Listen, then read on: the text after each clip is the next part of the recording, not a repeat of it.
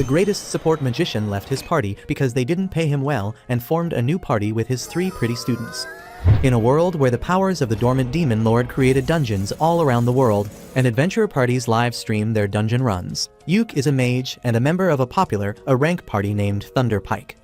All their members are strong, and they easily clear all the dungeons they enter. However, not everything is well with their teamwork once they are outside of the dungeon. Yuke feels like he is not being paid fairly for his work, and after a successful mission, he tells his party members that he is going to quit Thunderpike. The party leader Simon and the other members tell him to stop being such a whiny because he doesn't even join the fight and just stays in the rear, burning through their items and scrolls. They claim that they will be fine without his little support, and that is the final nail in the coffin. Yuke finishes his drink and then declares that he is going to quit the party forever, and they can go and shove their rank tag up their butt. The next day, Yuke goes to the Adventurer Guild to register himself as unemployed. Just as he finishes filling the form and hands it to the receptionist, a redhead hoe suddenly lunges at him and hugs him tightly. She calls him teacher, and when Yuke sees her, he recognizes her as Marina, a sword mage whom he guided before she took her adventure test. Marina thanks Yuke for helping her earlier, and he asks how things are going for her. She tells him that everything is going well, and then learns that he is on the job market right now. Marina gets really excited on hearing that, and this thirsty bitch immediately asks Yuke to join their party. Yuke goes to meet with her party members, who were also his students along with Marina. The Elf Ranger Silk and the Priestess Rain are both glad to hear that Yuke is interested in joining their party, but they ask him if he is fine joining a D-rank party that is just starting its career. Yuke tells them that he is fine with that because hustling like a rank parties is not for him anymore. He says that for difficult quests and dungeons, he used to invest a lot of money in consumable items, so he didn't earn much, but with D-rank quests, he will be able to save a ton. With that, Yuke officially joins their party, and learns that the girls were planning to complete a quest to mine some magic iron ore today. They head to the dungeon to mine the magic ore, and Yuke feels nostalgic remembering how his journey began. He tells the girls that they can easily find the magic ore on the 6th floor of the dungeon, but they tell him that they are afraid of fighting the boss monster on the 5th floor, so they'll pass. Yuke suggests they can try looking for the ore on the 4th floor first, and they head into the dungeon. Marina has brought her grandpa's walking stick along to search for traps, but that is slowing down their pace, so Yuke decides to take the lead. He shows the girls a magic lantern that can easily detect any low-level traps, and because of that, they quickly explore the dungeon. Yuke begins recalling how this was the first dungeon he visited along with his former party Thunderpike 5 years ago, and their warrior was seriously wounded by the traps. Suddenly, he senses a monster and tells the girls to get ready to fight. They reach a room where wolf monkeys are waiting for them. Silk shoots down one of them quickly, and then Marina rushes ahead to deal with the other 2. Yuke casts physical enchantment magic on her to greatly improve her abilities, and then snares the monsters to stop them. Marina easily cuts through the 2 monsters, and she is shocked to realize how easy it was with Yuke's magic. He tells her that he cast 3 types of enchantment spells on her at once, and everyone is impressed because doing 3 spells at once needs a lot of skill. Soon, they reach the entrance of the 2nd floor, and after checking their equipment and stamina, they head downstairs. Suddenly, a group of zombie miners attack them, and it is Rain's turn to deal with them. Silk and Marina try to fight against the zombies to buy time for her to finish her incantation, and Yuke casts a protective spell on everyone so that the zombies can't even come close. This gives Rain enough time to complete her spell, and she blows away all the zombies with her holy magic. Everyone starts praising her, and Yuke remarks that using holy magic on such a scale costs a lot of mana. He uses a skill called Refresh Mana on Rain to charge up her mana reserves, and she is astonished to learn that Yuke can use it. She tells her friends that it is a rare spell that only red mages like Yuke can use, and with just this spell, one can instantly be admitted to an A-rank party. They are all amazed, and Yuke tries acting down to earth by saying that he is nothing special. They walk ahead, and he keeps pouring holy water on the ground so that the zombies don't attack them after being revived. Silk thinks that it is going to be really expensive, and they don't have the budget for that, but Yuke tells her to relax because he brewed it himself. This shocks Rain because Yuke is not even a priest, but he replies that he can use the purified ashes of the zombies to make holy water using alchemy. Soon, they reach the 4th floor, and Yuke says that they can find the magic ore on this floor. But before going any deeper, he wants everyone to rebuild their stamina by eating something. For that, he pulls out a whole-ass stove from his magic bag, which makes the girls excited. Yuke tells them that if they work hard, they can afford their own magic bag someday. He begins cooking egg and bacon for them, and then pulls out a magic pot that magically creates seafood soup for them. The housewife inside Rain gets wetter than the soup itself on seeing a pot that cooks food itself, and Yuke says that he found it in a high-level dungeon and it cost a lot to be repaired. After that, they start eating, and Silk notices that the food has extra mana. Yuke tells her that cooking is basically alchemy, and he put extra effort to empower them for mining the ore later. Soon, they find a giant rock lizard which has mineral ores on its back. Yuke slows it down with his magic, and then Marina uses her ultimate attack to kill it. She is really exhausted by using her ultimate just once, but Yuke replenishes her mana and tells her to keep practicing the skill. After that, they begin mining the ore on the defeated monster's back, but they need more, and Yuke suggests that they go to the 5th floor and defeat the boss to get what they want. The girls are afraid because the boss is a tough monster, but Yuke tells them that he will use his full power to help them. Once they reach the boss room on the 5th floor, Yuke tells the girls that he will fight alone to show them his skills. He then takes out a floating camera artifact to record the gameplay of the boss fight, and Marina suggests that they should livestream it cause it will be fun. Yuke decides to YOLO it, but then he asks the girls the name of their party to tell in the broadcast. They nervously tell him that they haven't thought of a name yet, but then Marina comes up with a name Clover on the spot. She says that the 3 girls are the ordinary leaves of the clover, and Yuke is the 4th and the lucky leaf. Everyone likes the name, and then Yuke asks the girls if they also want to feature in the first live stream of their party. They are fine just watching him, so Yuke enchants himself and then activates the live streaming mode on the camera. After that, he opens the door to the boss room and heads inside to see the giant ugly steel crab. The crab attacks him instantly, but Yuke slips from its claws and then uses 5 disabling spells to blind, poison, and paralyze it. The crab tries to attack indiscriminately, but Yuke just uses gravity magic to crush it instantly. He ends the live stream with that, and Marina immediately hugs him, almost breaking his bones in the process.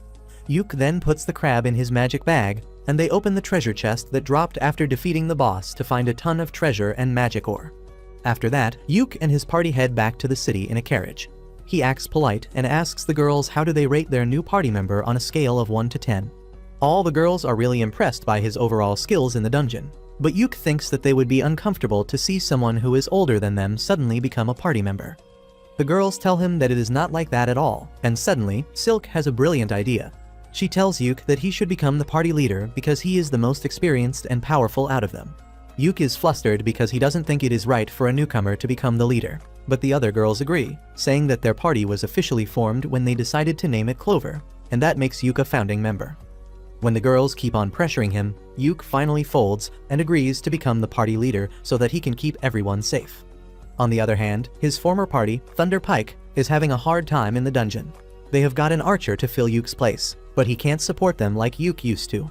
They struggle against a pack of monster wolves, and even the newcomer throws shade at them, asking why the hell they came to such a high-level dungeon if they are so weak.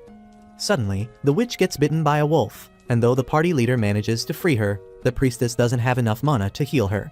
The party decides to retreat immediately, and as the witch lies bleeding, the priestess is still waiting for her mana to recharge. They don't have mana potions or even healing potions because that used to be Yuke's responsibility, and none of them thought to pick it up after he left. The new guy has a healing potion, but he doesn't give it so easily because he expected an A-rank party to have better management. Meanwhile, Yuke and his party are celebrating their first mission's success. As they drink, Yuke tells them that the reward from the quest was nothing special, but he got a lot of money from selling the corpse of the steel crab. He asks the girls about the division of money among them, and Silk tells him that they put everything in the party fund and use an allowance system for buying necessary things. She explains that they are saving money to buy their own house one day, and Yuke likes the idea. At the same time, his former party is at the same inn, and they are griping and complaining about their failure today. They blame it all on the new guy, saying that he should have been prepared better to help them. The archer gets pissed off that they are treating him like an errand boy, and says that he never thought that the famous A-rank party would be a bunch of sisses who can't even wipe their ass themselves. He tells them that he is quitting their party immediately, and Yuke turns around just in time to see it. He doesn't want to give any attention to his former party, so he tells the girls that after every successful quest, they will take 2 days to rest and recover. He says that he will stock up the useful items in the meanwhile, and they can head to another mission on the 3rd day. Suddenly, the inn begins to display the livestream video of Yuke defeating the steel crab that has gone viral within half a day. Everyone is interested in Yuke and his party because he defeated a boss monster with just debuff spells. However, this pisses off his former party members who think that Yuke is playing in the lowest league to improve his KD ratio. Turns out they are not the only people jealous of Yuk, because a fat and ugly noble is also cursing him from afar. Anyway, 3 days later, Yuk reaches the guild to pick a quest that is easy enough for the girls but gives a good reward as well, and the receptionist suggests him a C-rank quest to get magic stones from a waterfall. She says that it should be a D-rank quest, but some strange monsters are roaming around the region recently, so it has become more difficult. As Yuk is in the middle of thinking about it, the girls come running there and they agree to take the quest without even asking about it. Only after the receptionist leaves to register the quest does Yuk get a chance to explain that they may have to face a monster during the quest. The girls still decide to take the quest to earn more points and money. Yuk tells them to get ready and meet him in 30 minutes, and then the receptionist comes with the receipt of the quest. She tells Yuk to livestream his quest fights because he has become a minor celebrity after his last livestream. He leaves the guild with that and immediately senses someone following him. He leads the stalker into a shady alley, and it turns out to be the jealous ugly noble. Yuk asks him if he has any business with him, and the noble pulls out his sword, telling him to leave Clover immediately. Yuk uses a snare spell on him discreetly, and then asks the fatty if he is out of his mind for telling the leader of the party to quit it. The fatty tells him that he found the girls first, and he will join their party to become their sugar daddy. But Yuk thinks that he is just a junkie who has had too much magic shrooms today. He refuses to leave the party and walks away, and as the noble tries to attack him, he trips on the snare spell and knocks himself out. Once Yuk joins the girls to go on the quest, they tell him that the fat incel had approached them a few days earlier, and he offered to join their party like he was helping them out. However, his skills were mid, and they decided to ignore him since he wasn't taking no for an answer. Yuk also thinks that the guy must be dumb if he can draw his sword so casually in the streets, and he decides to report him to the guild once they return. After that, Yuk brings up the topic of their quest, and says that while the quest is really simple, they may have to deal with some wild beast-type monster. The girls tell him that they have been to the area around 2 months ago, but they didn't face any monsters back then, and there were no ordinary animals around either. The second part worries Yuk, and he says that the only reason all animals run away from the forest is because of a strong monster. He tells the girls that the monster was present in the forest that time too, but they were lucky enough not to encounter it. He says that as soon as they reach the forest, he will start recording everything, and if they run into the monster, he will live stream it. It will be the best if they win, but if they lose and have to run away, he wants the video to be live so that the guild can see them and send help on time. Soon, they reach the forest and Yuk starts recording as they walk inside. He walks at the end of the group because wild beasts attack any group from behind, and tells the girls not to worry about him because he is wearing a special warlock armor that gives him very high defense stats. They reach the waterfall soon, but then Yuk senses something and immediately turns the live stream mode on. Just 1 second later, the monster terrorizing the forest comes out, and to Yuk's horror, it is a high-ranking monster called the Zarnag, which is found in the deepest level of high-ranking dungeons. Everyone panics on hearing that, and Yuk steps in front of the girls. He tells them that they need to escape immediately, because they will die if they fight against the Zarnag. He decides to stay back and stop it till the girls reach safety and the guild sends backup. But suddenly, Marina draws her sword, telling Yuk that she isn't leaving him behind. Silk and Rain also agree with her, and they begin using their abilities to slow down the monster so that they can kill it. Yuk has no choice but to let them in on the action, so he first enchants their physical abilities. Marina rushes ahead to stop the monster while Rain chants her spell, but she gets slapped away. Yuk tries to stun the monster with lightning magic and then casts multiple debuffs on it, but despite that, it doesn't seem to slow down. Yuk realizes that it is a special monster, and he asks Marina to buy him some time so he can use a very powerful spell. Marina begins fighting against the monster, and then Silk calls the forest dryads for help and binds the monster with vines. As the two girls try their best to stall the monster, Yuk finishes chanting his tier 5 spell, Prismatic Arrow. He tells Marina to get back before he shoots it at the monster with devastating power. As the prismatic arrow hits the monster, it groans in pain but nothing more happens. Yuk thinks that he failed to do any damage, but as the monster charges towards them, a black liquid starts coming out from all its holes. The monster seems weakened by his attack, but it is still strong enough to attack them, so Rain decides to finish it with a powerful magic attack. She uses the tier 5 spell Thunderbolt to hit the monster, but despite that, it doesn't go down. However, Yuk realizes that the monster has been stunned by the strong attacks it took, and this is the perfect chance to finish it off.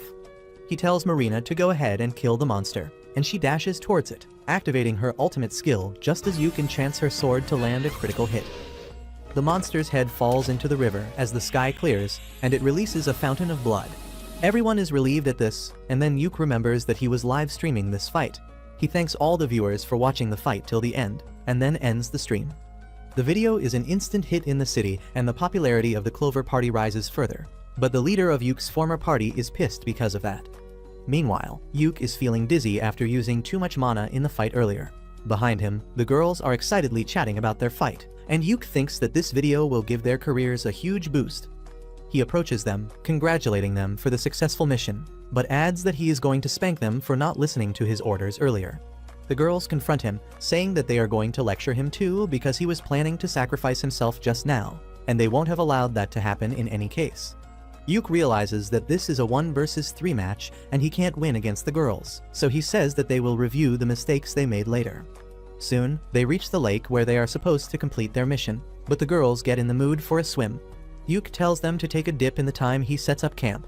As he hears the girls happily splashing around, he remembers how he was training them to be adventurers just 6 months ago. He kept telling them about the ways in which they could improve themselves and their party, but he always had the feeling that they would make a great team. He is still surprised by the fact that he ended up in the same party as them and thinks that life is too uncertain. A few days later, Yuke and the girls are summoned by the guild master, and the girls are anxious about the meeting. Yuke believes that the guild master wants to talk about the high-level monster they defeated in the forest, because a dangerous quest like that should not have been given to a D-rank party like them. He thinks that normally, any guild master would praise them, but he knows the old man in charge of this place is not normal. Just then, Guild Master Benwood arrives there, and he immediately confronts Yuke, telling him that he has really done something troublesome this time. Yuke tells him that it is not his fault, and Benwood sternly asks him to tell him the things that he didn't mention in the report. His tone scares the girls and Yuke lashes out at the old man for intimidating them. However, that was what the guild master was waiting for, and he tells Yuke that he should have stopped talking politely earlier if he wanted him to stop acting scary. Benwood then sits down and tells everyone to take a seat too. He asks Yuke to answer his question now, and tell him what he thinks about the monster that he encountered in the forest. Yuke tells him that the signs point to it being an overflow, but not the one you will find on Anime. Benwood grows concerned on hearing that and tells the receptionist to generate an investigation quest. Meanwhile, Marina asks Yuke about overflow, and he explains that it happens when a catalyst causes monsters to come out of dungeons. If things get worse, it can lead to a stampede in which a huge army of monsters destroy everything in their path. The girls are worried to hear that, but Benwood tells them that the guild will handle the investigation. He then bows down to the 4 of them and apologizes for putting them in danger. The girls are taken aback by that and say that they were fine because Yuke was with them. The old man says that he watched the stream and he thinks they are quite skilled too, which is why he is going to promote them to C rank. The girls are delighted to hear that, and then Benwood turns to Yuke to give him another good news. He is being promoted to a rank because the prismatic arrow spell he used during the fight is a new spell he created, and all the guild officers believe that he should be promoted. Yuke can't even process what is happening, but Benwood brings out the promotion documents and tells him to sign it. Later, Yuke and the girls go to the guild inn to celebrate their promotion. Yuke hands over the earnings from the mission to Silk, who finds that the amount is much more than she expected. She stacks the gold coins to count them, and at the bottom of the pouch, Benwood has left a platinum coin as an apology. The girls are excited to see the platinum coin, and then Silk says that after adding today's earnings, they have enough money to buy their own base. They begin drinking and eating to celebrate this special occasion, and then Rain asks Yuke about his dream as an adventurer. He tells her that he dreams of challenging the last floor of the dungeon named Infinite Darkness, and that makes the girls spit out their drinks because that dungeon is said to be ridiculously dangerous. Yuke says that it is true because the final floor of the dungeon holds the Abyss Gate that leads to the underworld. He says that he has no plan to cross the Abyss Gate, but he wants to see it with his own eyes. He tells the girls about his uncle who was a great adventurer, and he challenged the final floor of Infinite Darkness dungeon and saw the gate. Even though he could not clear the final floor, his stories inspired Yuke to try it someday. Marina likes the idea and tells Yuke that they should go to the dungeon soon and livestream their fight, but he tells her that it is not so easy. First, they need to be in a rank party, and on top of that, they need permission from the government to even enter the dungeon. The girls get fired up on listening this, and they promise Yuke that they will grow stronger so that one day they can challenge the dangerous dungeon together. Soon, the Clover Party embarks on another mission, and they live stream their fights as always. While Marina fights on the front lines, Yuke guides her and protects everyone with magic barriers. Silk uses the vines to tie the monster down, and then Rain attacks it with a powerful lightning spell. To finish things off, Yuk uses a magic scroll to unleash a rock magic on the monster, killing it. The livestream is well received by the audience, but not by Yuk's former party, Thunder Pike. They are jealous of Yuk's success, but more than that, they are concerned about their downfall. They blame it all on the new members who join their party, calling them useless. Moreover, the wizard of their party has been avoiding going out with them lately after she was injured, and she is starting to fall behind when they go on missions. They think that maybe they should get Yuk to join their party again, because when he was with them, they didn't fail their missions so miserably. They think that they should cut the payment of the wizard girl because she is becoming useless and give a bit more money to Yuk so that he doesn't have a problem returning to their party. Meanwhile, Yuk and the girls return to the city from their mission, and they are shocked to see Thunder Pike's leader Simon waiting for them at the door. Yuk is taken aback to see him, and he tells the girls to go and report to the receptionist while he deals with this. The girls go inside quietly, and then Yuk asks Simon what the hell does he want. Simon invites him to talk over a drink, but Yuk refuses, saying that he is tired because of the quest. He begins walking inside, but Simon stops him, telling him to come back to Thunder Pike. Marina and others are eagerly listening to this conversation from the other side of the door, and they get worried as Simon reminds Yuk about their long-lasting friendship and their dream of challenging the Abyss Gate together. He says that Yuk will need to be in an rank party to even try that, and that is why he should rejoin Thunder Pike. However, Yuk slaps his hand away, telling him that he is the leader of Team Clover and he is not going to leave them. This pisses Simon off, and he tries gaslighting Yuk into taking the blame for Thunder Pike's failure after he left. However, Yuk tells him to grow up and deal with his problems like an adult. He goes inside the guild building with Simon yelling that he will regret it, and this commotion draws the attention of the ugly Fatso who tried to attack Yuk in the past. Meanwhile, Simon finds the girls really anxious about the conversation, and when he assures them that he is not going to leave the party, Marina hugs him so hard that he feels his bones crack. He somehow manages to push her away, and then they go to have drinks together. Soon after that, they get a quest from a popular armor shop called Earthy's. Yuk tells them that the shop is launching a new theme focusing on women adventurers, and since their party is 75% women, they have decided to pick them as the poster girls. The three girls will get high-quality armor from the shop, and the shop can use the video of them clearing dungeons to promote itself. The girls are surprised to hear this good news, and they find that they will get the armor for free, and on top of that, they will also be paid for completing the quest. They get really excited on hearing this, and soon their party goes to the city where Earthy's shop is situated. While Yuk waits in the market, thinking about the time he came to this city with his previous party, the girls get their new gear. They soon come running to show their new drip to Yuk, and he starts his blood flowing down to his third leg. He then tells them that instead of live streaming their fight, this time, they will have to hand over the recording to Earthy's as per the quest. He starts recording, and then his party enters the dungeon. Yuk tells the girls that this dungeon is only 4 floors deep, but its lowest floor has the gate to a bigger dungeon, and their quest goal is to reach the second dungeon. They come to an open space inside the dungeon, and Yuk picks a stone and throws it down to show the girls that a distortion in space doesn't allow anyone to take shortcuts here. He asks them to be careful that they don't fall down the stairs. While Marina and Silk agree to him immediately, Rain seems to be upset with Yuk, and he doesn't even know what he did wrong. Marina and Silk tell him that he didn't pay enough attention to Rain earlier because she is flat like the earth, and Yuk immediately notices the new ribbon around her hair. He tells Rain that she looks cute because her ribbon matches her hair color, and this needy hoe gets flustered and immediately hugs him. With that, they get down to the next floor of the dungeon, and Yuk soon detects a trap using his magic lantern. He pokes the trap with his grandma's walking stick, and suddenly, spears pop out of all 4 walls.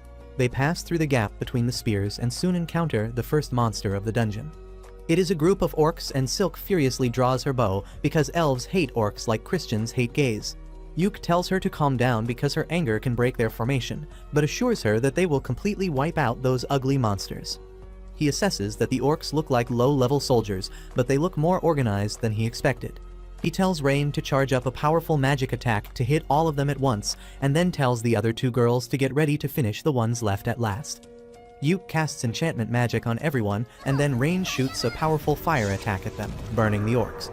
Next, Yuk uses a magic scroll to crush them with heavy rocks, and Silk supports him by shooting the orcs. They manage to take down 2 of them, and the remaining 2 orcs rush towards them. Yuk uses paralysis debuff to slow them down, and then Marina charges ahead, using her ultimate move to defeat 1 orc. Silk shoots the other orc to keep it busy in the meantime, and then Marina attacks it too, splitting its head open with 1 strike. Yuke goes over to the dead orcs to collect their magic stones, and he asks Silk if she has calmed down now. She apologizes for getting tense on seeing the orcs, but Yuke understands that it is a part of her elf DNA. Silk is happy to hear this, and just then Marina comes there with a damaged scroll she found with one of the orcs. Yuke finds that it is an artifact that can reveal hidden abilities of an adventurer. He says that they can't use it right now because it is damaged, but he can repair it with his alchemy skills. He tells the girls that one of them can use it instead of selling it because it will enhance their talents and maybe even unlock a new job class. Both Silk and Rain tell him that he should let Marina use it since she has only one job class. As Marina is daydreaming about what job she will get, a treasure chest suddenly appears before them as a reward for defeating the orcs. Later, as they take a lunch break, they find that the treasure chest had a magic bag inside it, and everyone decides to give it to Rain because supporters like her need it more. After that, they head to the 4th floor of the dungeon, and Yuke tells the girls that the entrance to the 2nd dungeon used to be guarded by a boss monster, but it has been many years since one was last seen. The girls ask him more about the boss monster, and he tells them about the Shadow Stalker, a monster that appeared to be made from pure darkness. Marina spots something exactly like that in the distance and asks Yuke if he is talking about that, and he is stunned to see that there is a real Shadow Stalker in the dungeon. He focuses his camera on it because Shadow Stalkers are really rare to find. He thinks that the Shadow Stalker won't reach them quickly because no one can just jump down from a higher floor. But the boss monster decides to prove that he is built different. He jumps down and shatters the invisible barrier that prevents anything from taking a shortcut. Yuke panics and realizes that they have no choice but to fight. He immediately pulls out a scroll to cast multiple enchantments on the girls, but the boss monster sends a dark wave towards Marina, shattering her barrier and knocking her out. While Rain heals her, Yuke and Silk take a stand against the Shadow Stalker. Yuke charges at it, and as the monster destroys his barrier, he understands that it can destroy magical shields. He uses an illusion spell to distract the boss monster with a clone while he reaches behind it, and then puts 3 offensive enchantments on his sword to attack. However, just as he is about to hit the boss monster, it uses a curse spell to completely freeze his body. Yuke realizes that this monster is really strong and intelligent, and they have no way to beat it. He wants to tell the girls to run away, but his body is frozen and he can't even utter a word. The girls panic on seeing their leader being taken down, and then the Shadow Stalker sends a dark storm towards them. Rain blocks it with a holy shield, and then Silk summons strong vines to attack the boss monster. It dodges everything and then attacks Silk from behind while Rain is busy trying to revive Yuke. Luckily, Marina is back in action. Silk takes the command in Yuke's absence and tells Rain to enchant Marina's sword with Holy Element. Rain does that, and Marina tries to attack the boss monster from up close, but it keeps dodging everything. Rain uses a wide-range spell to attack him, but the boss disappears and then appears near Marina and Rain, injuring them with his sharp claws. Next, he uses powerful magic to shoot dark magic beams at the girls from all sides. But just as all hope seems lost, Yuke comes back to his senses and uses a scroll that creates a holy shield around them. He throws away the high-level artifact that protected him from lethal damage and tells the Shadow Stalker that it will pay for hurting his girls. He immediately casts 1,000 snare circles on the ground, and no matter how hard the monster tries, he cannot avoid them all. He keeps slipping, and then Yuke uses all the debuff spells he knows to weaken it. He then uses a healing spell to get all the girls in peak shape. Next, Silk uses a tier 4 spell to bind the boss monster in strong vines, and then produces sharp thorns to pierce it all over. After that, Marina attacks it with her ultimate move, and finally, Rain casts the purification magic to exorcise the monster made of darkness. The fight is over with that, and Marina immediately runs to hug Yuke and crush his ribs. After that, Yuke asks Rain what did she learn about the Shadow Stalker from this fight, and she reveals that he was a zombie with an incredibly dense mana that should not be possible naturally. She believes that this is the clear sign of an overflow, and everyone gets worried.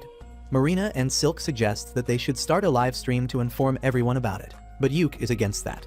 He says that they are wearing armor that has not been made public yet, so if they reveal it without the permission of their client, it would be problematic. He thinks that they should just reach the 2nd dungeon and complete their quest so that they can inform the guild about it quickly. He starts moving ahead, but Rain stops him and heals the injury on his face before they continue their quest. They soon come to the gate to the 2nd dungeon and end their mission by touching it. Later, they return to the city, and Yuke reports to the guild about the existence of the Shadow Stalker. He comes out to tell the girls that they can be interviewed later, so they will stay in this city for a few more days. They are really excited to hear that and tell Yuke that they should go sightseeing in their free time, and he gladly agrees. On the other side, Yuke's former party, Thunder Pike, is having a hard time ever since he left.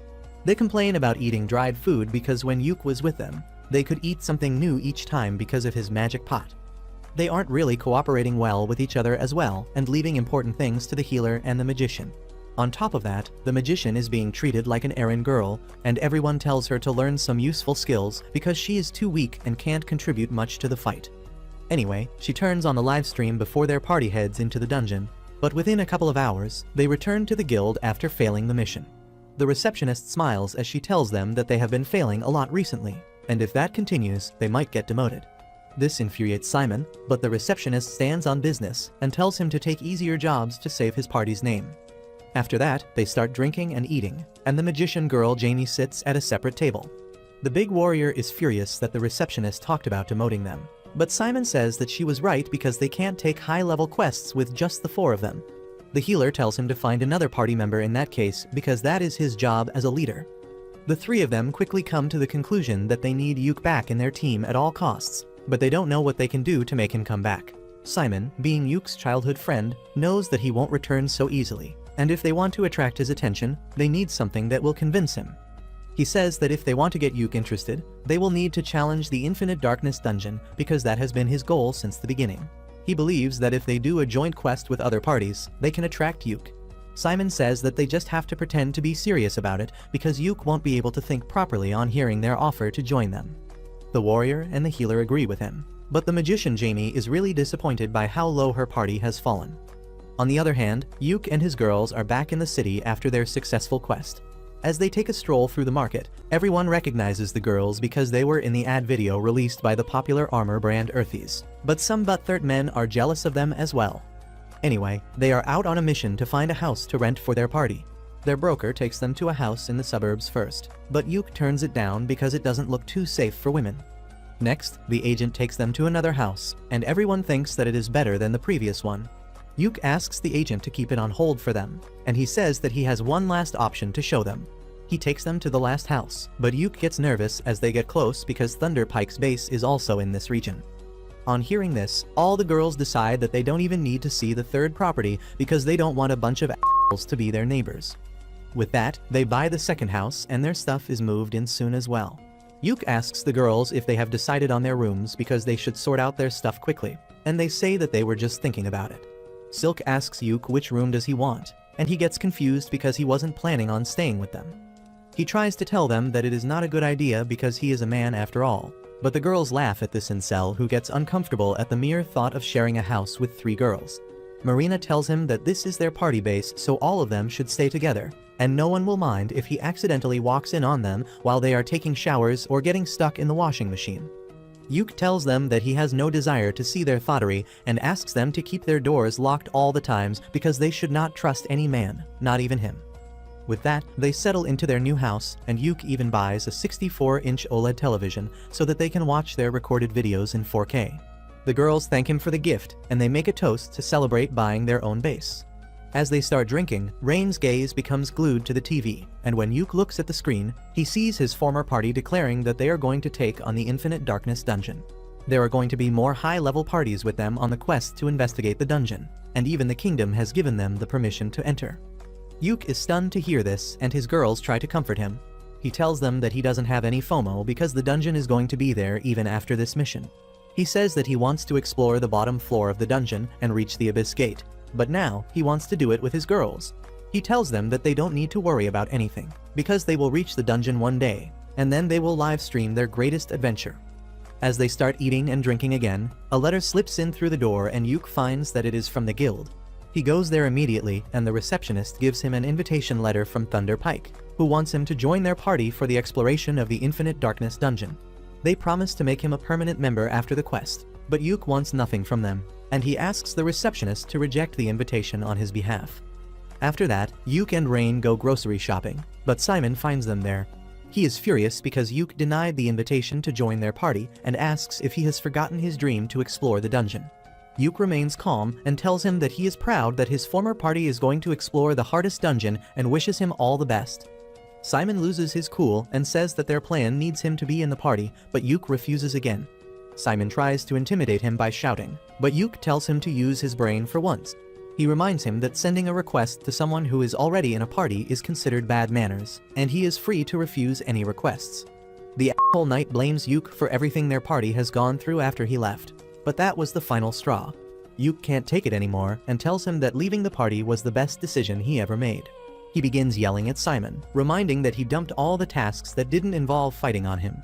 He says that the party had it really easy because he was doing all the important work, but they never valued his contribution. Simon is taken aback by his rage, but then Rain holds Yuke's hand, calming him down. Simon tries to convince Yuke to return, promising that things will be different this time, but Yuke replies that it is too late. He says that he is going to stick with his party Clover, and whatever happens to Thunder Pike doesn't concern him. Yuke walks away holding Rain's hand and Simon curses him, saying that they will manage it even without him. 2 weeks later, Yuke is summoned by the guild master who tells him about the abnormalities in dungeons all around the region, which clearly signals a stampede. The guild master says that even the royal scholars think the same, and the reason they gave permission to investigate the Infinite Darkness dungeon was because of this. Yuke realizes that the situation is a lot more serious than he thought, and then the guild master says that he has a quest for his party. He wants them to investigate the Infinite Darkness dungeon, and Yuke immediately shoots down the idea because it is too dangerous. He says that Thunder Pike and other rank parties are strong enough to do the quest on their own, but the guild master informs him that 2 of the parties, including Thunder Pike, have backed out. He then gives Yuke a report about the only recorded log of the Infinite Darkness dungeon, reminding him of his dream to reach the bottom of the dungeon. The guild master tells him that they need someone as skilled and resourceful as him to take charge of this investigation. The old man then gives Yuke a scroll of exit, a super rare item that can teleport one out of the dungeon. Yuke asks why is he so insistent on him to take the mission, and he replies that he is the only person whose information he can trust. Just then, the receptionist comes there and hands over the official quest letter from the king to Yuke. He realizes that it will be tough to turn down the mission now, and tells the guildmaster that he will consult his party members before giving a final answer. Once he reaches home, he explains everything to the girls and says that they should turn down the request because it is too dangerous and they are not prepared for it. The girls, however, think that they have the latest equipment, and with some luck, they can manage to investigate the dungeon. Yuke is still not convinced because he is scared of losing them, and Rain hugs him, asking him to show more trust in them. The other girls also tell him to stop hesitating and chase his dreams freely, because they want to rise up in the world of adventurers with him. Their words give Yuke confidence, and he goes to the guildmaster's office with the girls and accepts the quest. He says that they might need another party member to fill in the role of a scout, and the guildmaster says that he has already prepared for that. On his cue, the receptionist comes there with a nervous cat girl, who introduces herself as Neen.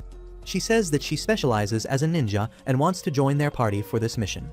Yuke has no problem with a new party member, and they immediately go to the entrance of the Infinite Darkness dungeon, which surprisingly was under the guild building the whole time. The receptionist tells them that the guild building was made on top of the dungeon entrance to hide it from the world. The guild master tells Yuke that initially, there were 3 rank parties that were going to enter the dungeon, but 2 of them backed out. Yuke's former party Thunder Party is the only one left, and right now, they are inside the dungeon, but their sponsors are not happy with them. The guild master then tells him to be careful on the mission and wishes him all the best. Yuke checks his party's status and finds that all of them are fully prepared to enter the dungeon. With that, the entrance to the dungeon is opened, and Yuke starts the live stream before heading inside. The space inside the dungeon is warped with irregular gravity, but the party is able to walk through the passageway without difficulty. The cat girl Neen uses a magic lantern to check for any traps and a magic compass to find the direction. She finds no traps nearby, so she decides to go ahead and scout the area on her own before everyone else can catch up. In the meantime, the girls ask Yuke how is he feeling after coming to the Infinite Darkness dungeon that he has always dreamt of. Yuke tells them that it isn't as emotional or thrilling as he imagined, but Silk says that she is feeling quite excited. She says that her main reason to start adventuring was money, but when she heard Yuke talking about his dreams so passionately, she changed her mindset. That is why she feels really excited to be standing in this dungeon alongside Yuke, because he is very close to fulfilling his dream. Yuke is glad to hear that, and just then, Neen returns with her report. She found nothing dangerous on the first floor and even located the entrance to the first floor. But it is even more weird. There is a sunken ship in the middle of a forest on the first floor, and Yuke keeps looking around for anything more suspicious or out of place. He tells the girls that Thunder Pike has already reached the 8th floor of the dungeon. Marina says it is too slow because they started their journey 2 weeks ago. Yuke says that their pace is going to be even slower because they just have to investigate the dungeon for any odd thing. They are going to live stream everything so that the scholars at the Royal Academy can locate any problems or suspicious things. Just then, Neen stops everyone because her magic mirror shows her that a monster is nearby and they can't avoid it. They soon come across the monster, and Yuke asks Rain to hit it with a compact offensive spell and Silk to aim for its head. He then pulls a huge crossbow out of his and gives it to Marina so that she can attack the monster from a distance as well. Rain starts chanting a powerful spell, and while she takes her time, Yuke uses his special magic prismatic missile to hit the shark-headed monster. That doesn't do much damage, and the monster starts coming towards them, so Marina shoots it with her crossbow, piercing its chest. The monster gets furious because of this, and then Rain hits it with a fire spell, setting it ablaze. The monster is still standing, so Silk shoots 3 arrows at it. Seeing that it is still struggling to stay upright, Yuke gets in front of the girls to protect them, but after a few seconds, the monster finally falls down. Neen is impressed because she didn't even get to show her skills, and on top of that, she saw the unique spell that made Yuke famous. After that, they reach the safe zone and Yuke pauses the live stream while everyone rests and recovers their strength. Next, Yuke shifts everyone's attention to the treasure chest in front of them and suggests that they should open it off camera to avoid any controversies. He asks Neen to show her thief skills, and she begins poking around the keyhole to locate any traps. She finds a simple trap inside and easily deactivates it before opening the chest that is loaded with jewels. The girls start drooling on seeing so many jewels, and Yuke asks Silk to store all of them. Once she is done, he decides to inspect whatever is left in the treasure. He finds a ring artifact and a black cube artifact, which he can't analyze or understand. He tells the girls that it seems that the artifact is a baby that doesn't even know what it is. The girls get excited on hearing that the artifact is a baby, and both Marina and Rain want it. Yuke tells them that they will need to run it by the guildmaster to know what it is first, but he is sure that it is something rare.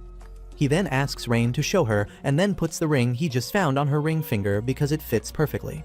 He tells her that she should use this ring that can stabilize her mind, but when he looks at her, he finds that he has destroyed her mental balance by his actions. Rain is blushing like crazy because Yuke essentially proposed to her, and now she has no problem with giving the black box to Marina.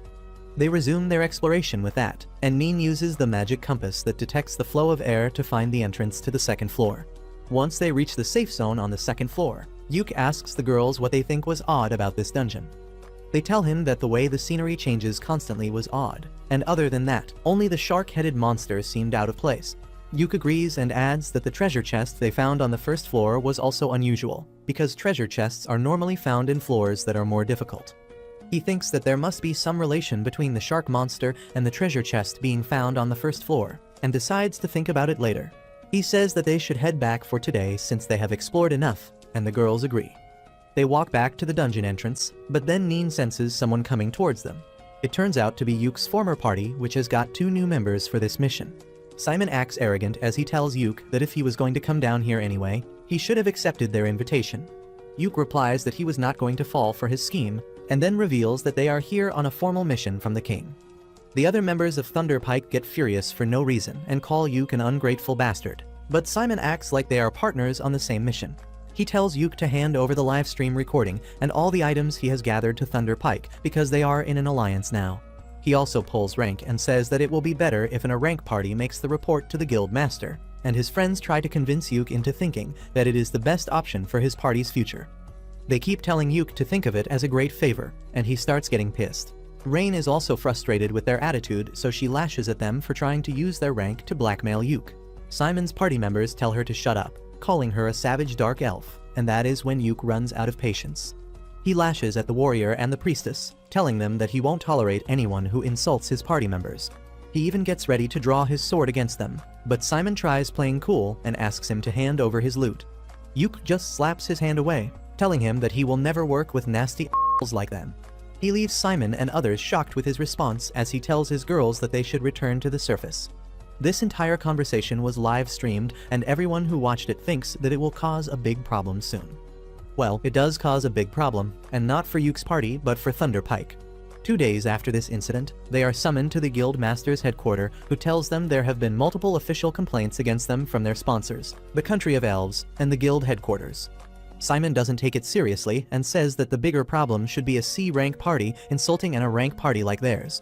He adds that the guild should never have let a party with a savage dark elf in it enter the dungeon in the first place. But the guild master punches this racist piece of before he can complete the sentence. The guildmaster walks towards him as he says that since an rank adventurer like him made racist remarks against a dark elf on a live stream, it has harmed the reputation of their country.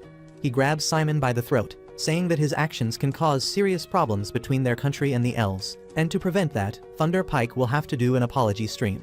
Not only that, they will be put on trial, and in the worst case, they may be exiled forever. He lets him go with that, and Simon says that it is an unwise decision because if they exile a rank party, they won't have anyone to explore the dangerous dungeon.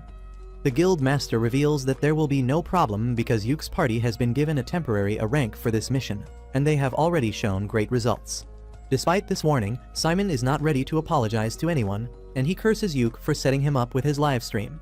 As he is busy cursing him in the middle of the street later, the fat ugly noble comes there and tells Simon that he has a way to get revenge on Yuke that will benefit them both. On the other hand, Marina approaches Yuke because she has figured out the use of the black box artifact. Yuke is eager to learn how a dumb like her could discover it, and Marina replies that after she spent enough time with the box, the idea came to her naturally.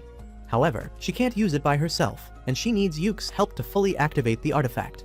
He thinks that it needs a touch of his alchemy skills, but instead, Marina just asks him to hold the box and think about her.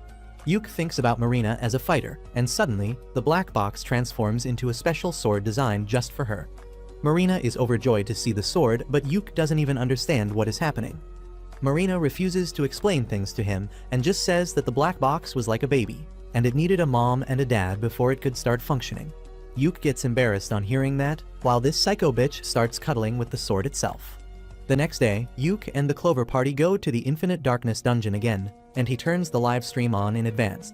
He then tells the girls that their mission for today is to reach the stairs in the 3rd floor of the dungeon, and they will decide whether to explore more or return based on what they find there. They quickly cross the 1st floor without issues and then reach the 2nd floor, which is much different than they expected. It is a vast grassy plain, and even the sky is there despite them being inside the dungeon. Everyone is left astonished by this sight, but Yuke tells them to take a deep breath and calm themselves. He says that there are records of some dungeon floors copying the outside world, but they are always found deeper than the 20th floor. He wonders if this floor is like the outside world because the dungeon layout changed, or if the lower floors of the dungeon are moving upwards because of some irregularity.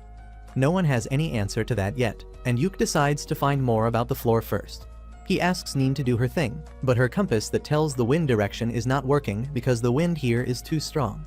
Rain suggests that she can use her telescopic eye spell to scan the area quickly, and Yuke tells her to go ahead. This thirsty hoe climbs on his shoulders, and he begins melting under her thick thighs. Rain then uses her telescopic eye spell to look far away and finds a house in the distance before her eyes get tired. Yuke decides to check the house out, and on the way, he tells the girls that ruins are commonly found in dungeons, but a complete house appearing is a really suspicious thing. Moreover, he is worried about the sun in the sky. He believes that it is some sort of artifact that is giving them light and heat, but if it is designed to work like the real sun, it may set when night arrives. He thinks that it may be one of the dungeon floor mechanisms, and suggests that they take action while the sun is still shining.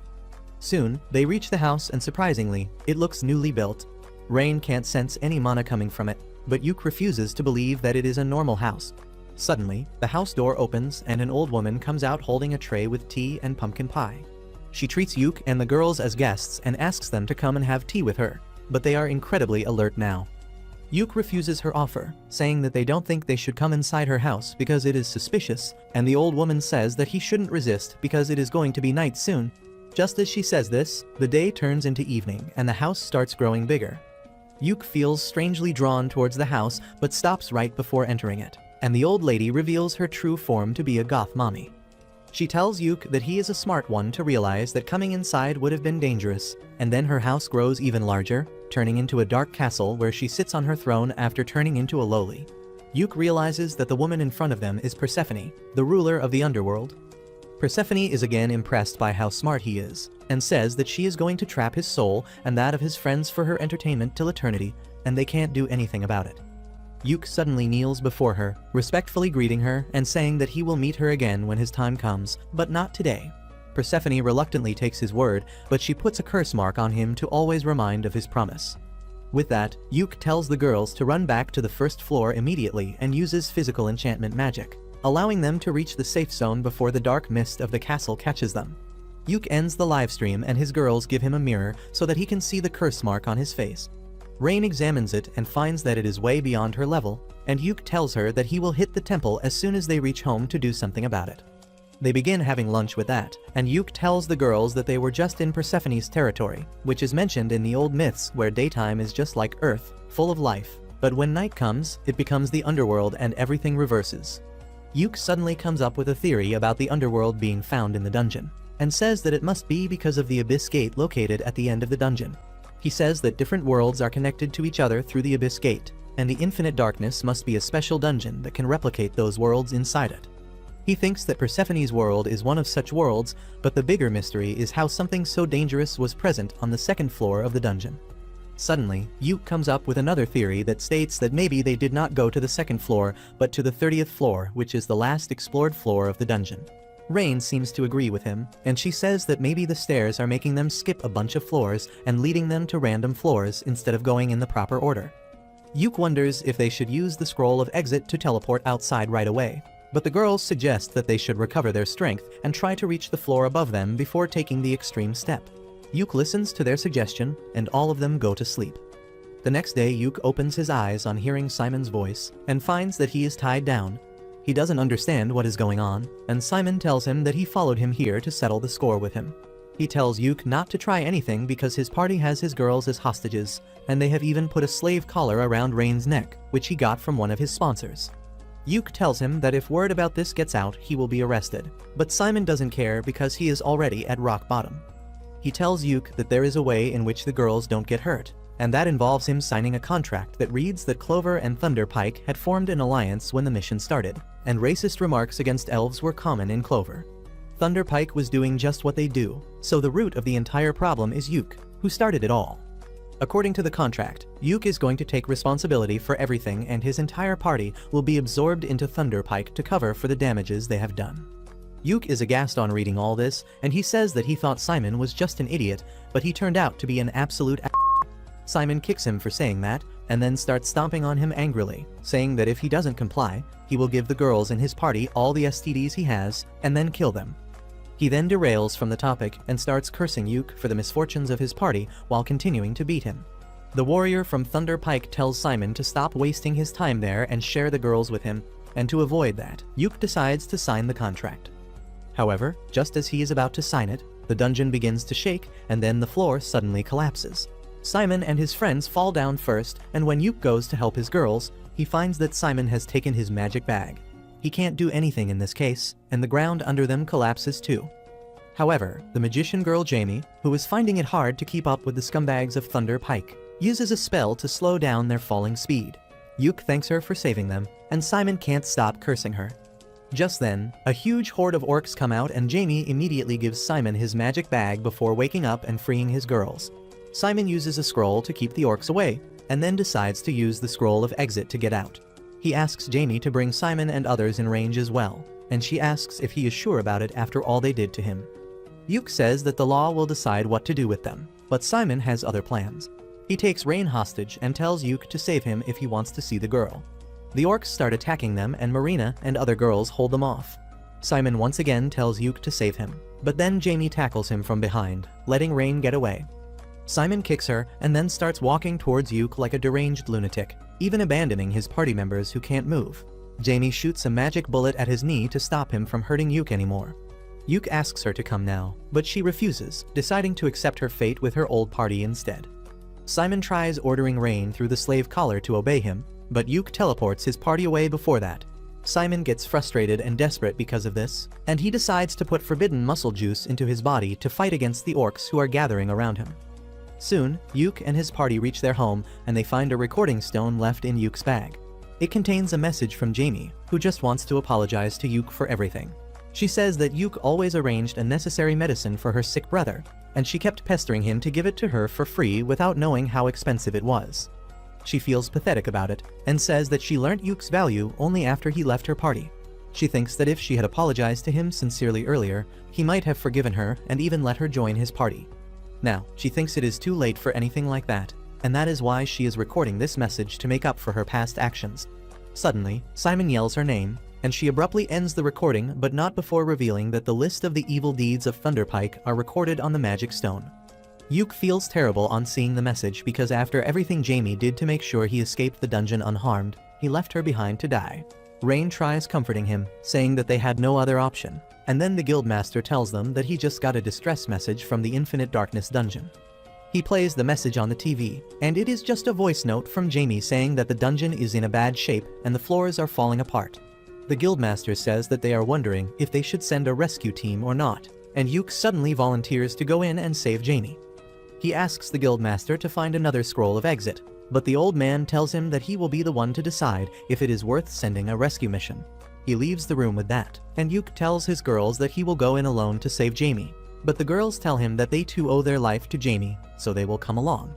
Yuke then decides to do something about the slave collar around Rain's neck, and he recites an unknown spell to deactivate the collar. Everyone is surprised to see this, and Rain says that she has never heard of a spell like this.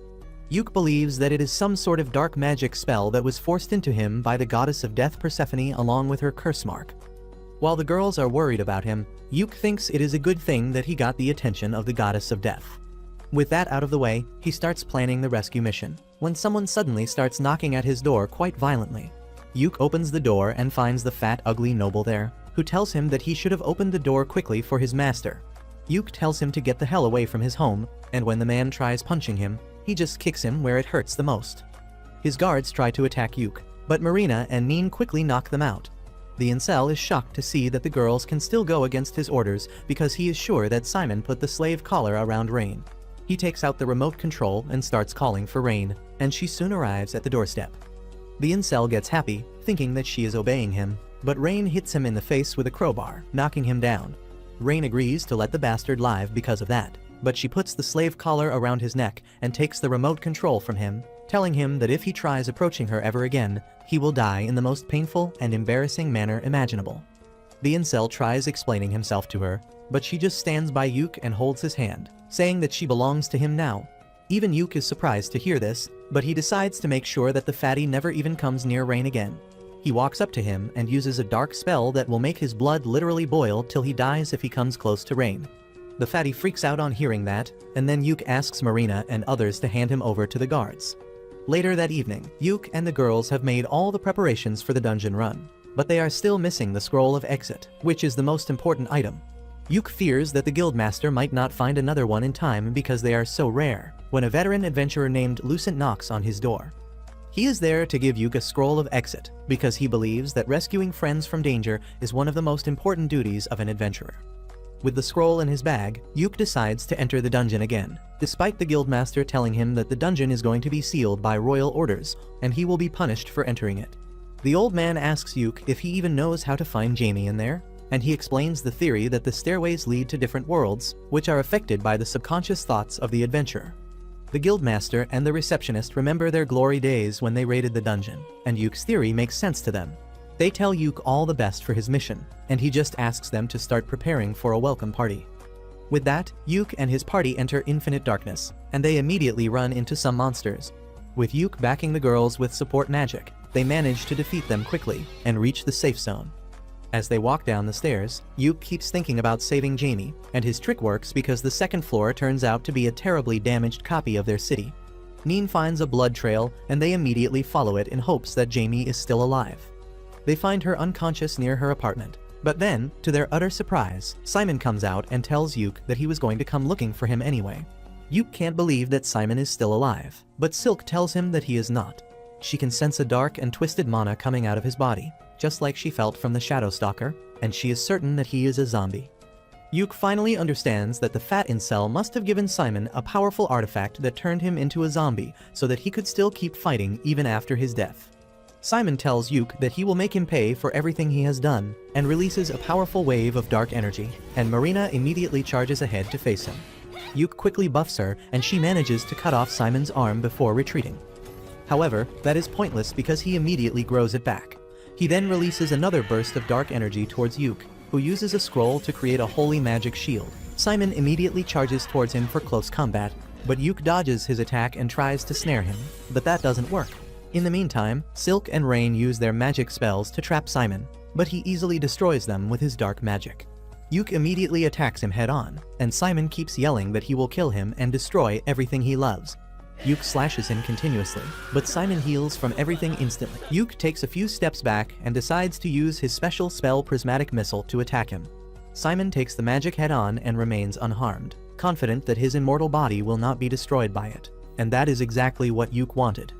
Simon's body suddenly starts bursting up in different places, and he begins growing uncontrollably from every place where an explosion occurs. He becomes an ever-growing lump of flesh and doesn't understand anything.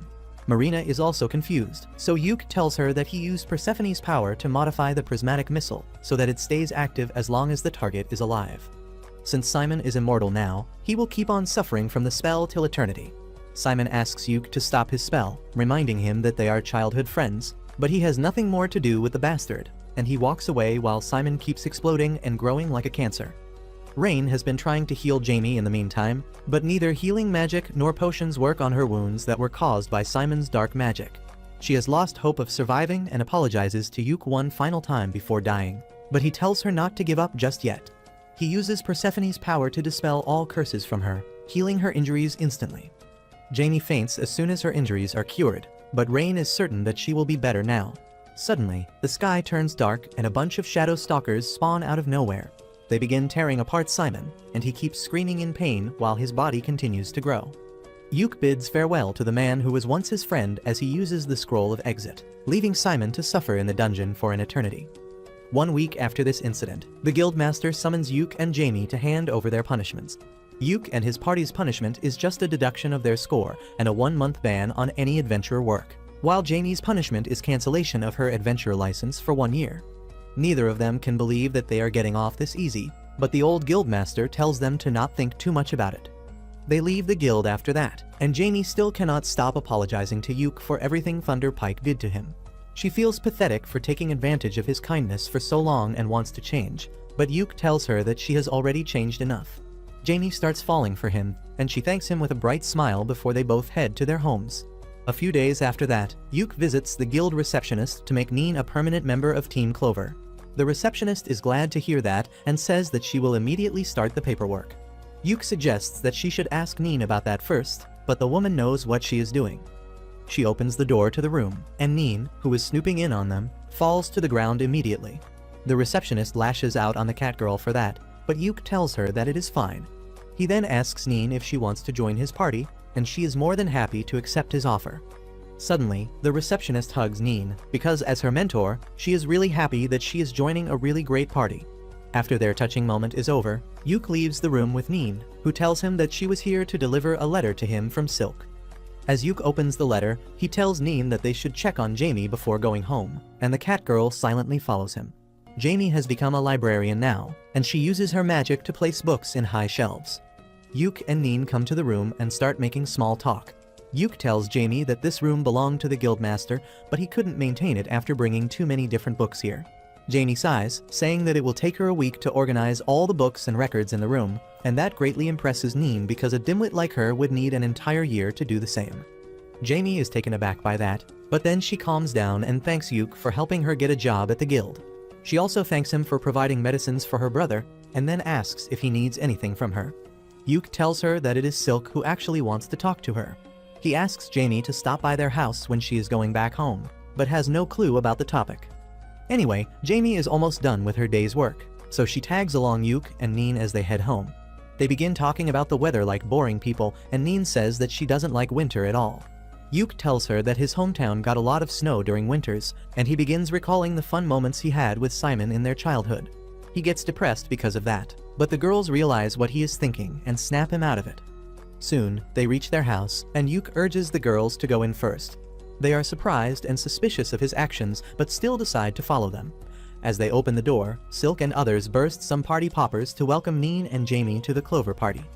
Both of them are really surprised, but that was what Yuke and his girls had planned for them. Jamie gets mad at him for deceiving them, but Neen is really thrilled about it. She feels happy on becoming an official member of Clover, and the girls take her inside. Jamie, however, stands in the doorway with her head hung down, and Yuke asks if she doesn't want to join their party. She emotionally tells him that after everything she has done to him, she doesn't deserve to be in his party. Silk and others return to the doorway on hearing this, and they tell Jamie that she is one of them now. They remind her that she saved their lives, so everything is even between them, and they could surely benefit with one more member in their party. Jamie is moved to tears on hearing their kind words, and then the welcome party starts. Yuk raises his glass to make a toast, but Marina interrupts him, saying that there are 6 of them, and she has never heard of a 6-leaf clover. Even Rain has never heard of that, but Jamie has, and she says that in flower language, a 6-leaf clover means glory. Yuk is glad to hear that their party name still makes sense, and he makes a toast to their future. Once the party is over, he walks Jamie home, and they start talking about the old times. Yuk says that when he first came to the city, he admired Jamie because he was a country bumpkin, and she gave off city girl vibes. Jamie also remembers the time when Yuk was completely clueless about most things in the city. To hide his embarrassment, Yuk says that Simon was the same as him, but the mention of Simon turns the mood of the conversation gloomy very quickly. Both Yuk and Jamie steer the conversation to their first mission as an adventuring party, and Yuk says that even though things were not good for him generally, he had fun with Thunderpike. He then says that maybe it is his fault that Thunderpike was completely destroyed, but Jamie doesn't think so. Yuk says that things would have been different if he confronted the other party members, but Jamie says that they would have not realized the value of his hard work back then, and he would have left them anyway. She holds Yuk's hand, telling him that it was not his fault. She says that she will repay him for everything once the ban on her is lifted and she becomes an adventurer again. After dropping her home, Yuk returns back to his place and finds Rain washing dishes by herself. She tells him that Neen was really excited about moving all her stuff in today itself, so she took Marina and Silk to help her. Rain had to stay behind because she lost in rock paper scissors, and now she has to do the dishes alone.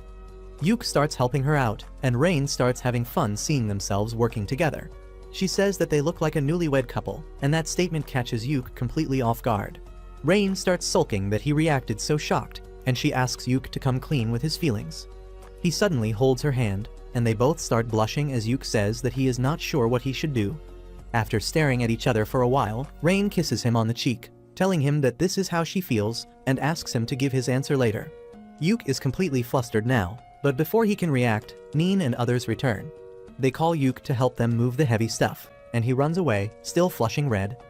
A month later, the suspension on the Clover Party is finally removed, and Yuk visits the guild building to get some information about the available quests.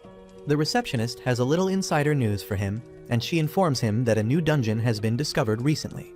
Yuk is shocked to hear that because the last dungeon was discovered 10 years ago. The receptionist tells him about the dungeon's location and says that it would be a nice place to do the comeback live stream of the Clover Party. Yuk begins thinking about it, and then the receptionist adds that the royal scholars think that the abnormalities with all other dungeons were because of the appearance of this new dungeon.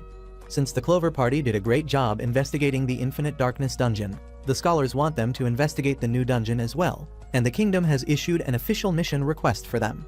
Yuk is surprised and thrilled to learn that the kingdom is giving his party another great chance, but he cannot give an answer to the request before consulting his party members. He returns home to share the information with the girls, but he only finds Marina doing maintenance on her gear, while the other 3 are busy elsewhere. Yuk decides to tell them about the mission request at dinner, and Marina tells him that she is going to the guild for a bit because Jamie had something exciting to share with her. Just as she leaves, Rain comes out of the bath with her hair dripping wet, and tells Yuk to dry them for her. He does as he is told, and after that, Rain heads for a nap, inviting Yuk to join her, but he is a wimp to jump at the offer. Just then, Silk comes there with some coffee for him, and as they sit down to have a sip, Yuk decides to share the information with her first because she is the most responsible member of the party. Silk is also really excited to hear about the new dungeon, and asks Yuk if he has any details about the mission. He tells her that he forgot to ask for the details and decides to visit the guild once again. Silk asks him to visit Jamie in the guild as well, and invite her and her brother to the party they are throwing to celebrate the ending of their suspension. Yuk tells her that he will do so, and then Silk suddenly starts acting shy, asking him to take some free time and spoil her like he spoils Rain. Yuk panics on hearing that, but Silk dismisses it as a joke and sends him away to the guild to get information about the new dungeon. Soon, Yuk and the girls head to the city of Duna, where the new dungeon has been found. Yuk drives a carriage while the girls keep chatting about how excited they are to go to a faraway city to explore a new dungeon. After 2 weeks of traveling, they finally reach the trade city Duna. They immediately reach the market as soon as they enter the city and find that it has different kinds of stores they have never seen before. Yuk grosses Marina out by saying that people here eat 3-eyed frogs stewed in snail slime, but then tells her that he was just joking. He suggests that they should try out the food in this city before they go on the dungeon exploration mission, and then promises Rain that he will visit an artifact shop with her too. Rain notices that a lot of adventurers are in the market, and Yuke suspects that the news of the new dungeon has already spread. He points out that there are even adventurers and soldiers from nearby countries here. The nation whose presence is felt most strongly is Salmuteria, a nearby country with a very strict social hierarchy. Yuke tells the girls that the people in Salmuteria are quite proud and rigid when it comes to their family and bloodline, so they all have unique designs on their clothing that show their family and status. Marina suggests that they are practically a family too, so they should also design matching cloaks and armbands for their party. Everyone likes the idea, and Yuke says that he will come up with something later, but then he begins to think of ways to make the matching accessories useful as well. Soon, they reach the Adventurers Guild, and while Yuke and Silk go to talk to the guild master, the rest of the girls decide to chill at the pub. Yuke and Silk meet the ugly old hag Maniela, who is the guild master of this city, and then Silk begins asking her about the details of the mission. Maniela tells them that they don't need to map the dungeon, but they are free to do so if they want. She also says that all the items that the Clover Party finds during its exploration are theirs to keep, but the guild will check them first and put them on a list in case they are dangerous. While Silk is talking with the old woman, Yuke keeps staring at her. She tells him to stop trying to appraise her because that is rude, and Yuke immediately apologizes. Maniela tells him that it is natural for him to beware of someone he has met for the first time, but she assures him that they are going to be honest business partners for some time now. She then tells Yuke that she is not just an ordinary old woman, but a member of the legendary party who reached the final floor of the Infinite Darkness dungeon. Benwood, the guild master from the previous city, was a member of the party, and so was Saga, Yuke's uncle who inspired him to become an adventurer. Yuke is astonished to hear all this, and then Maniela tells him to stop being so nervous around her. She wishes him all the best for the mission, and then gives him a map to the inn where she has arranged for his party to stay. Once they leave the guild, both Yuke and Silk try to relax because being with the old hag really exhausted them. They decide to check out the hotel she has arranged for them after picking up the rest of their party members from the inn, but when they reach there, they find them in a fight with a group from Salmuteria. The people from Salmuteria speak a different language, but they are obviously pissed at Marina and others, who hold their ground and tell them to get lost.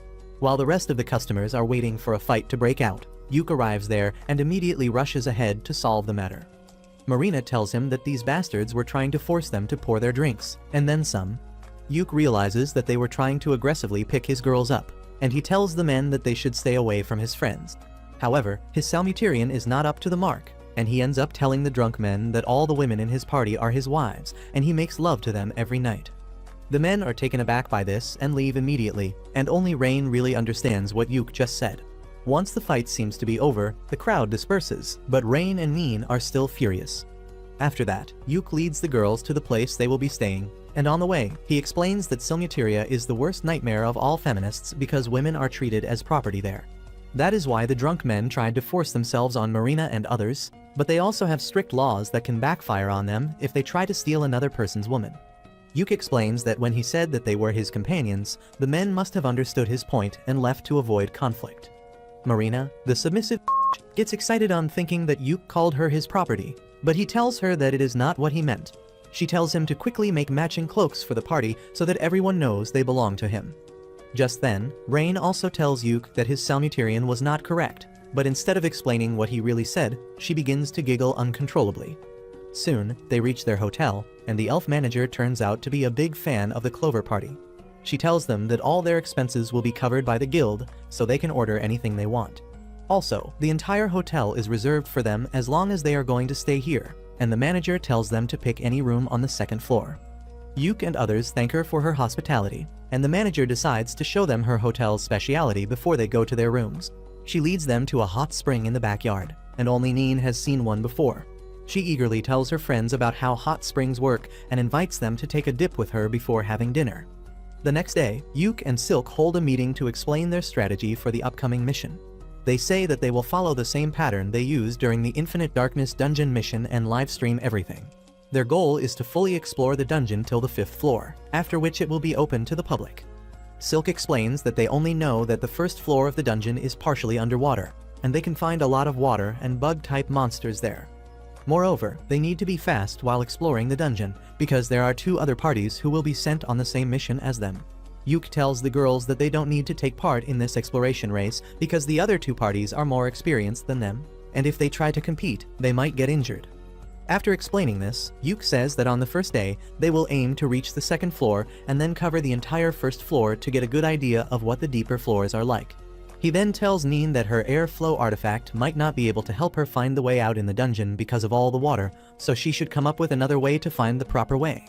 After that, Silk tells everyone to finish their preparations by the end of the day because they will be heading to the dungeon first thing in the morning. The next day, they head to the dungeon's location, and Manuela is there to greet them at the observation center set up by the royal scholars. Marina asks her the name of the dungeon, and Manuela says that it has not been named yet because they don't know what is inside.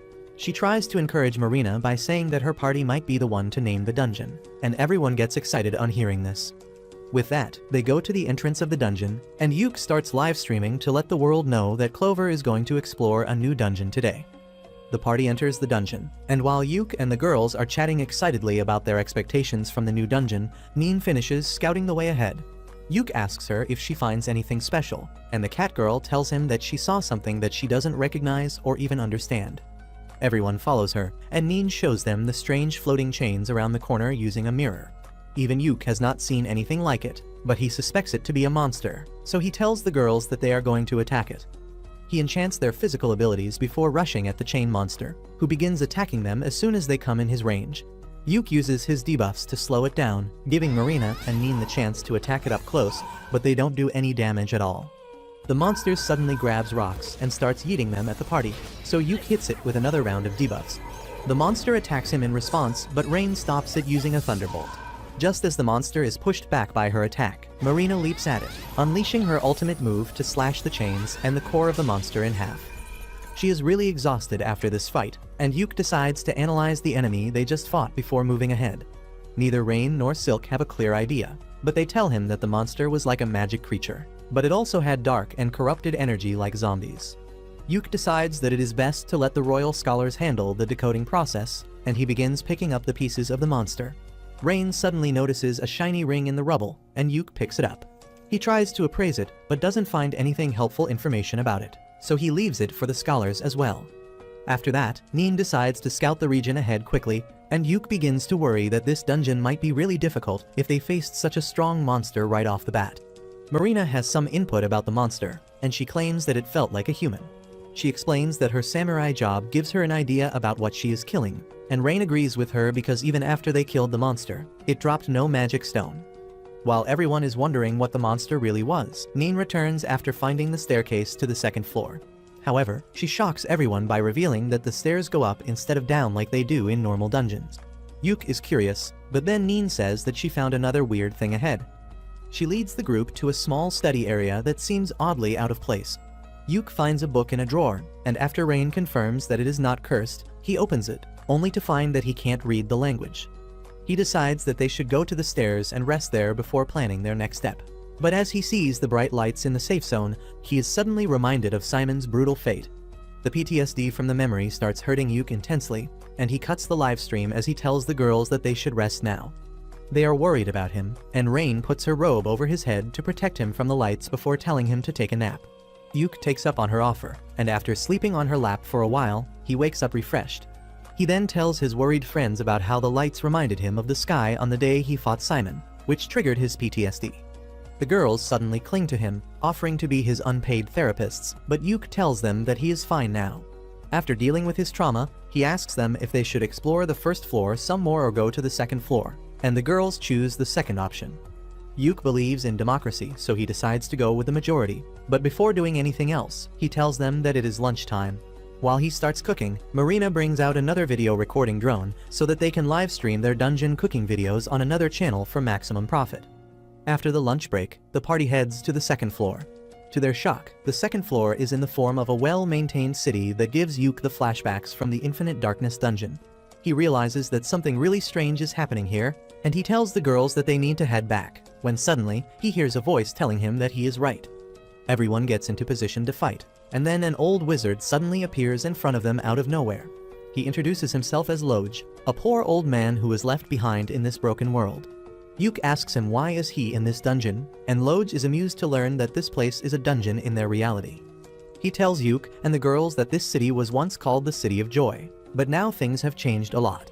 Everyone is confused by the senseless statements of the old man, and the girls ask him if he is the only one in the city now. Loj tells them that the king and all the people in the city are here too, but he cannot explain the details of the situation to them in a way they will understand. He then starts to disappear into black smoke, but tells Yuke that they will meet again, calling him by his full legal name. Yuke panics because he never told the old man his name, and as he feels Persephone's curse activating, he gets even more paranoid. He tells the girls that they need to dash now, but then Marina points towards an unconscious girl lying in front of them. Soon after that, Yuke and his party come out of the dungeon, and he goes to the old hag and the royal scholars to discuss the strange things they saw.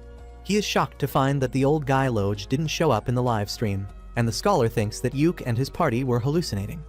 The scholar says that they are still studying the things they brought back from the dungeon, and then Maniela decides to take Yuke for a walk. She tells him that the all-girls party that was exploring the dungeon has quit because half of their members fell sick just after entering it. She then asks Yuke what he really thinks about the dungeon, and he clearly says that it felt like another world. Maniela seems to agree with him, and she tells Yuke to trust his intuition because they might lead him to the correct answer. She then asks about the girl they found in the dungeon, and Yuke replies that she is still sleeping. After Maniela leaves, Yuke starts thinking about the dungeon, when suddenly, he sees a letter flying into their tent. He goes inside to find Rain in a gloomy mood because she got a letter from her grandfather, Count Crowder. She tells everyone that she is the illegitimate daughter of a noble family, and her mother was kicked out of the house as soon as she got pregnant. After her mother's death, she joined the Magic Academy somehow and became an adventurer. But now her grandfather, who never even acknowledged her existence, has sent a letter calling her back. As Rain starts crying, Yuke reads the letter to learn that Count Crowder has fixed Rain's marriage with the second prince of Salmuteria. He still calls her a bastard and tells her to be grateful that she is getting a chance to serve the family, and everyone gets furious on reading that. Rain is really devastated and doesn't know what to do, but Marina tells her that there is a simple solution to the problem, which is ignoring it entirely. She points out that Rain's name is not even written on the letter, so they will pretend that it was not meant for her. And though it sounds really dumb, Yuke is on board with that idea. He burns the letter, saying that now there is no proof that they even got it, and the relieved Rain hugs him and starts to cry. Yuke comforts her, saying that if the Count tries to reach her again, they will come up with an even better plan. He then asks Neen to contact the guild receptionist, who is also her mentor, and request her to collect all info on the Count and the second prince of Salmuteria. He also wants her to erase any proof that Rain is from the Count's family, and Neen agrees without even realizing that her mentor used to be a legend back in the day. After that, Yuke tells Marina and Silk to prepare for the next dungeon run, while he takes Rain outside to talk. He tells her that he has a reckless idea to save her from her family, but that involves marriage. Rain blushes as Yuke explains that if she marries him, she becomes his property according to the rules of Salmuteria, and then no one from that country can take her away from him. Rain has no doubts or hesitation about the plan, and she agrees to be Yuke's wife even if it is just an act. The next morning, Yuke and Zack, the leader of the second party, meet with Maniela, who tells them that they are going to continue the dungeon exploration mission after all. Zack is really excited about it, and also quite hostile against Yuke as he tells him that his party is going to explore the dungeon first. After the weirdo leaves, Maniela tells Yuke that his marriage with Rain has been approved, and she is pretty confident that the marriage won't stay a fake one for long.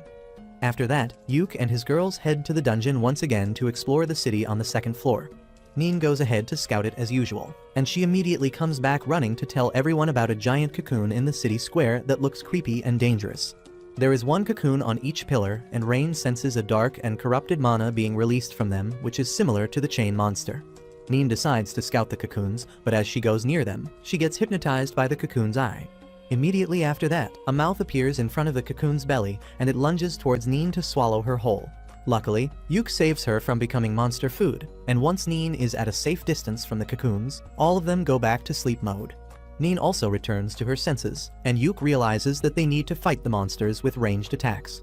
Marina eagerly pulls out her crossbow for that, and Yuke tells Silk to do what she does best. He asks Rain to use ice magic because if the cocoons are really some sort of bug, temperature changes will hurt them. After that, he buffs everyone with his support spells and then runs towards the pillars. The cocoon monsters try to hypnotize him with their eyes, but Yuke uses a flashbang spell to blind them, and then uses a more powerful blindness spell to keep their eyes shut.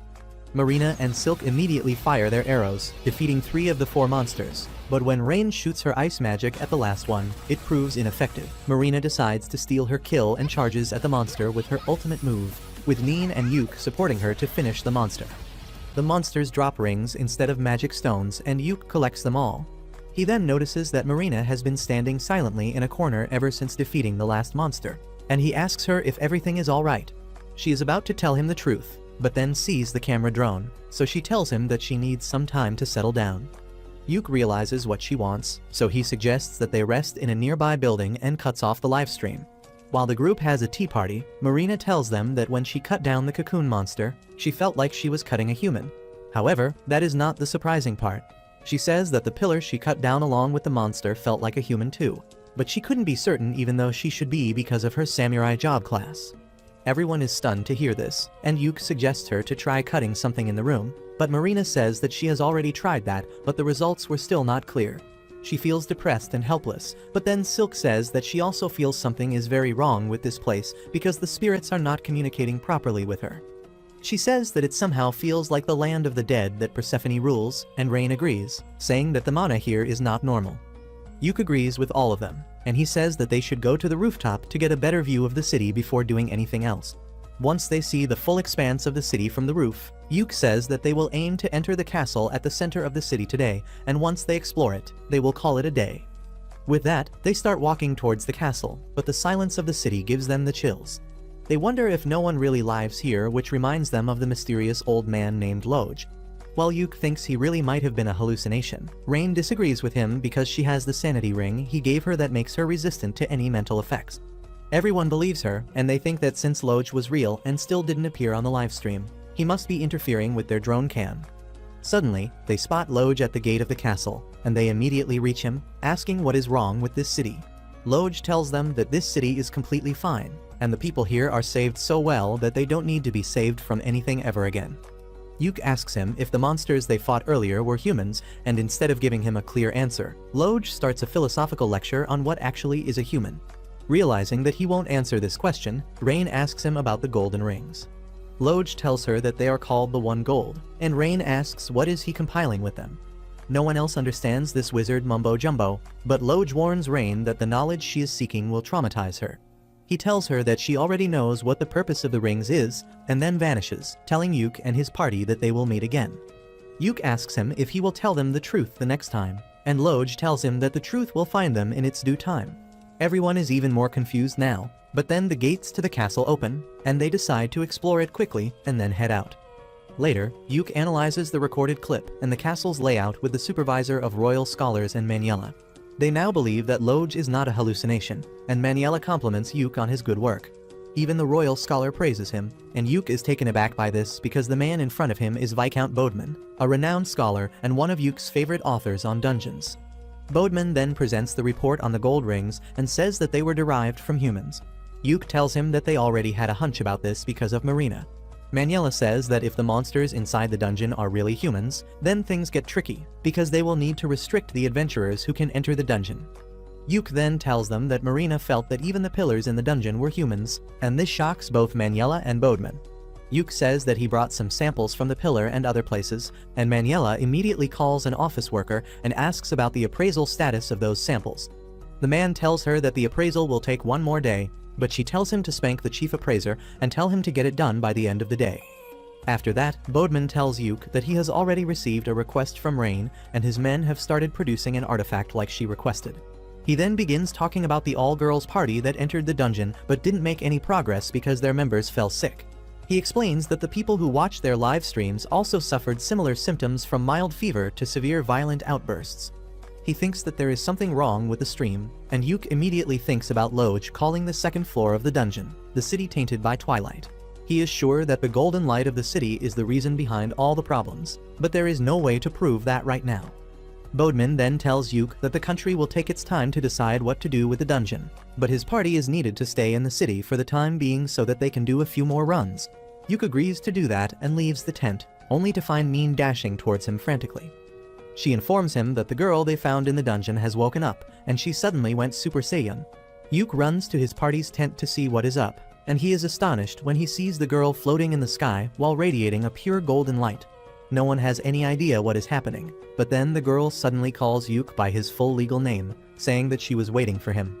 She says that she was once called the Golden Priestess, but there is no time to talk about that. She tells Yuk that his world is in serious danger of facing an event called the culling, which means the destruction of most of the life on this planet. Yuk doesn't understand what she means, so the Golden Priestess explains that just like the city in the dungeon, soon this world will also be engulfed by the Golden Twilight and become lifeless just like it. However, because Yuk and his party have already crossed the border between the worlds once in the Infinite Darkness dungeon, they are partially resistant to Twilight. The priestess tells him that if they don't go too deep inside the Twilight Zone, they will not be consumed. She then tells them to seek out Loj because he knows everything, but the girls reply that they have already met the old man who refuses to answer their questions. The priestess tells them that they need to force him to tell them the truth because he is the only normal being in the distorted world. Rain asks the priestess why she is telling them all this, and she replies that the tragedy started because of their fault. It was their king who got too greedy and wanted a golden eternity for his city, creating the destructive phenomenon known as the Twilight. She throws in a bunch of heavy words in the conversation like the fruit of world tree, the ultimate treasure, and some more, but no one understands what she means. In the end, the priestess asks Yuk to stop the Golden King and destroy his treasure because that is the only way to save his world from certain doom. With that, the golden glow leaves her, and she suddenly turns into a normal human named Rune. Her personality completely changes as a result, and she tells Yuk that the woman who just spoke to him was not her, but she can sometimes access her body to communicate with others.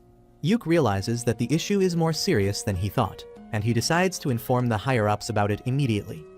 1 week later, Yuk is summoned by the director of the Royal Academy, who came to the research center after reading Bodman's report.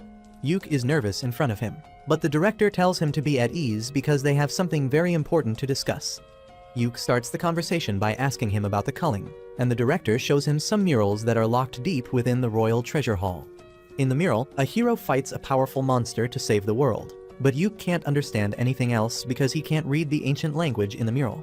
The director then explains that there are many parallel worlds just like their own, and sometimes they collide. When that happens, one of the worlds is destroyed, and this is called the culling. Usually, it is random, but this time, they have proof that the person named Golden King tried colliding his world with this one on purpose. The director says that they don't have any time to think about the reasons behind it, because they need to take emergency measures to protect their world. He tells Yuk that he is the only one who can do it, because according to the murals, whenever a world faces the danger of culling, a hero is chosen to save it. The director says that since Yuk found everything about the Golden City and the culling, he is their hero, and it is his duty to save the world. Yuk panics on hearing this and tells the director to cut him some slack because he is not qualified for the job. The director tells him that someone has to take on this responsibility and he is the only one who is fit for it. He then threatens Yuk that he will raise one of his girls to a rank and make them the hero if he refuses. Yuk becomes more cooperative on hearing this, and then the director compares him to his uncle Saga, saying that both of them have great talent, but Yuk lacks confidence. The director once again asks Yuk to become the hero, especially because the priestess from the other world chose him. Yuk feels unsure about what to do now, so he asks the director for some time to think about it and consult his party members. The director agrees to his request, but he is confident that Yuk will surely realize that he is the only one who can save this world. Soon, Yuk returns to his hotel and tells Rain about his conversation with the director before anyone else. She is impressed by the idea of him becoming the hero, but she says that she will support him even if he wants to refuse. However, she also believes that he is the only one fit for the role. She reminds him how the Golden Priestess possessed Rune to talk to him. Rain says that the priestess seemed to be waiting for him, which means he is special. Yuk sighs, saying that he doesn't mind exploring the dungeon a bit more, but saving the world is too much. Rain suddenly starts caressing him as she tells him that he just needs to keep doing what he has done till now because everyone in the Clover Party will support him, and together, they can do anything. Yuk feels better after hearing all that, and then Rain sits on his lap and hugs him, telling him not to worry about anything because they are stronger than he thinks. A few days after that, Yuk attends a meeting with the leaders of the parties that are going to explore the dungeon now. Apart from the guy named Zack, there are 2 more people who lead a rank parties, and the director gives them the details about their mission. He informs them that this time, the viewership of their live streams will be restricted, and only the royal scholars will see it to minimize the damage from the golden light of the twilight. After that, Zack suddenly gets angry because Team Clover is still participating in the dungeon raid even though it has become more dangerous. He complains to the director to get them removed, but no one pays any attention to his rumbling. The other adventurer named Lucent who helped Yuke in the past tells Zack to stop whining because Yuke's party has shown their abilities while investigating Infinite Darkness Dungeon. Even the girl leading the last party says that ranks don't matter in situations like these and only results do, and Zack has nothing to say after that. All the adventurers leave the room one by one after that, but Yuke stays behind. The director tells Yuke that it was a good idea to keep the hero business a secret from others because Zack would have reacted even more explosively on hearing it. The scholar Bodman adds that Rain had asked them to prepare special magic devices and they are almost ready as well. After that, Yuke returns to his tent and puts together all the maps that the different parties have drawn till now. None of them give him any idea how to get inside the castle in the Golden City, but Rain suggests that they take Rune with them. She believes that since Rune is from the Golden City, the castle gates may open for her. Yuke thinks that the idea is not bad, but he still has some doubts about taking Rune back to the dangerous place. Just then, Lucent comes to the tent to discuss the strategy for the next mission with Yuke. Yuke informs him about Rain's plan to take Rune inside the castle, and Lucent is completely on board with that. He even offers to guard Rune during the mission, and though Yuke is still not sure, he realizes that taking the girl with them is their best bet. The next day, the four parties enter the dungeon with Lucent's party joining Clover. They come to the castle gate and find Loge waiting for them there. The old man welcomes Rune, asking her about the outside world, but she doesn't remember him. Loge says that it is better that she forgets everything about this place, but then Yuke reveals that the priestess talked to him. Loge realizes that the priestess chose Yuke, but he still refuses to tell him anything. However, he opens the door to the castle, telling Yuke that since Rune is with him, he will find the answers he wants. Lucent suspects that this might be a trap, so he leaves half his party members outside to call for backup if anything goes wrong. He then joins Yuke's party as they enter the castle. Loge leads them to the royal library, saying that he is not much of a talker, but they might find the answers here. The wizard of Lucent's party realizes what is actually going on with the old man and tells Yuke that Loge actually wants to talk about something, but he is either cursed or he has too much mana. That means that speaking certain things out loud can create great problems for him and everyone else, so he is trying to communicate through hints. Loge gets awkward on hearing this, but his gesture tells everyone the direction to look in. The old wizard asks Lucent to bring the red books on the shelf and then takes Rune along with him because she is the only one who can read the language. Rain senses a strange mana from a big brown book and the study table's drawer, and Silk also feels that the spirits in the library are connected to people's memories. She decides to connect with the spirits, and suddenly a book possessed by a spirit comes flying towards her. Silk eagerly starts asking the book spirit the things they want to learn, and on the other hand, the old wizard scans Rune's mind as she reads the ancient books. Meanwhile, Neen finds a key to open the big book that Rain noticed earlier, but Yuke is not sure about opening it. He asks Loge if the book is dangerous, but he doesn't give him a clear answer. However, when Yuke forces him to say that the book is not dangerous, it suddenly glows and a trap inside it is diffused. Yuke opens the book after that and finds that it contains many similar magic circles, but he can't make out their meaning. Suddenly, Silk comes there, claiming that she can help him with that. The book spirit in her hands has shrunk down quite a bit, and Silk says that it can help him understand what is written in the books. As Silk holds Yuke's hand and uses the power of the book spirit, they find themselves standing on top of the book. The book spirit turns into a white snake named Biblion, and tells Yuke that he cannot understand the true meaning of the book just by reading it. The spirit snake says that it will interpret the book correctly for him, and Yuke takes up the offer. The spirit snake uses its power to drown Yuke into the memories of the person who wrote the book. The author tells Yuke what the book is about, and when he returns from the memories, Yuke explains to the girls that this book is about creating a chain of spells that can create an extremely powerful result. The rest of the girls don't understand what he is talking about, but Rain and the old wizard from Lucent's party realize how powerful the spell is. Yuke asks the old wizard if he is finished with his task, and he replies that the red books contain the history of the Golden City. According to the books, the City of Joy was the capital of a rich and advanced kingdom, but one day they had to face an event like the culling, so they tried to come up with a way to avoid that. Yuke adds that the magic spell mentioned in the book also aims to deal with the main source of the culling event instead of just delaying it or evacuating people. The more Yuke talks about the spell in the book, he starts feeling a sharp headache. He tells everyone that they should head out now, and just then, the all-girls party also arrives there. Yuke and Lucent tell them that they are going to retreat now, but then they learn that Zack and his party went deeper into the castle. Yuk decides to leave them alone because they can't stay in this dangerous place any longer, and the leader of the girls' party says that she will stay on guard till Zack returns. With that, Yuk and his girls leave the castle, but he keeps thinking about the magic in the book and how it is connected to the fate of the Golden City. Soon after that, Yuk and others go back to the control room and tell the higher-ups about their discoveries.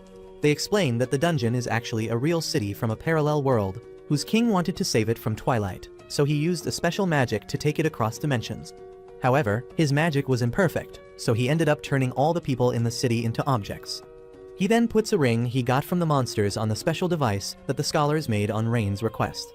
As Rain activates the device using her magic, it projects a vision of the Golden City. The director asks if the rings found from the monsters are able to display messages in the same way their broadcasting drones work, but Rain denies that theory. Yuk explains that initially, he had the same theory too, but now he has realized that the rings store the information about the people themselves. He explains that King Vorden of the Golden City found that he could not carry humans to another dimension, even with his special magic, so he came up with the golden rings that could turn them into something other than humans.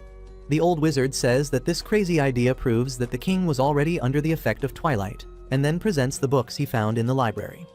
He says that King Vorden possessed a special treasure called the One Gold, but they don't exactly know what it could do. Yuk recalls that the Golden Priestess told him that the One Gold was the fruit of the world tree that could grant any wishes, but it was also something humans were forbidden from even touching. He believes that King Vorden used the One Gold to create the rings and gave them to his people. After that, he tried traveling through the dimensions, but his magic was imperfect, and the people of his city were corrupted and turned into monsters. Yuk says that according to the Golden Priestess, the only way of stopping this tragedy is by defeating the king and destroying the One Gold. The director asks him if he can do it, and Yuk replies that he has to do it at all costs. After that, Yuk and Rain head back to their hotel, when suddenly, a carriage stops in front of them and an ugly balding man comes out of it. He tells Rain that he was looking for her, but she doesn't even know who this creep is. He introduces himself as her Uncle Bran, saying that he is here on the behalf of the head of the Crowder family to take her back with him. Rain gets nervous on hearing this, but Yuk hides her behind him and then tells the man that he has got the wrong person. Bran knows Yuk's identity too, and he tells him to not stand in his way because Rain should go back to her rightful family. Yuk refuses, saying that Rain has no family, and Bran sends his guards to take her away by force. Yuk uses snare and sleep spells on the two guards, knocking them out. Bran gets scared, but he still acts arrogantly, telling Yuk to get aside because Rain's marriage has been fixed to the Prince of Salmuteria. He even gets ready to hit him, but then Yuk asks him for proof that Rain is actually the daughter of the Crowder family. Bran falls silent on hearing this, and Yuk accuses him of trying to kidnap a random girl and then marry her to another country's royalty by pretending that she is their daughter. Bran tells him that even if the girl is not a member of their family, she is going to become a queen, and their family will also benefit greatly from it. He orders Rain to come back to her father, but she activates a magic spell as she tells him that she doesn't want to. She shoots a tiny lightning bolt just above Bran's head, burning what little hair he had on the top of his head and scaring him shitless.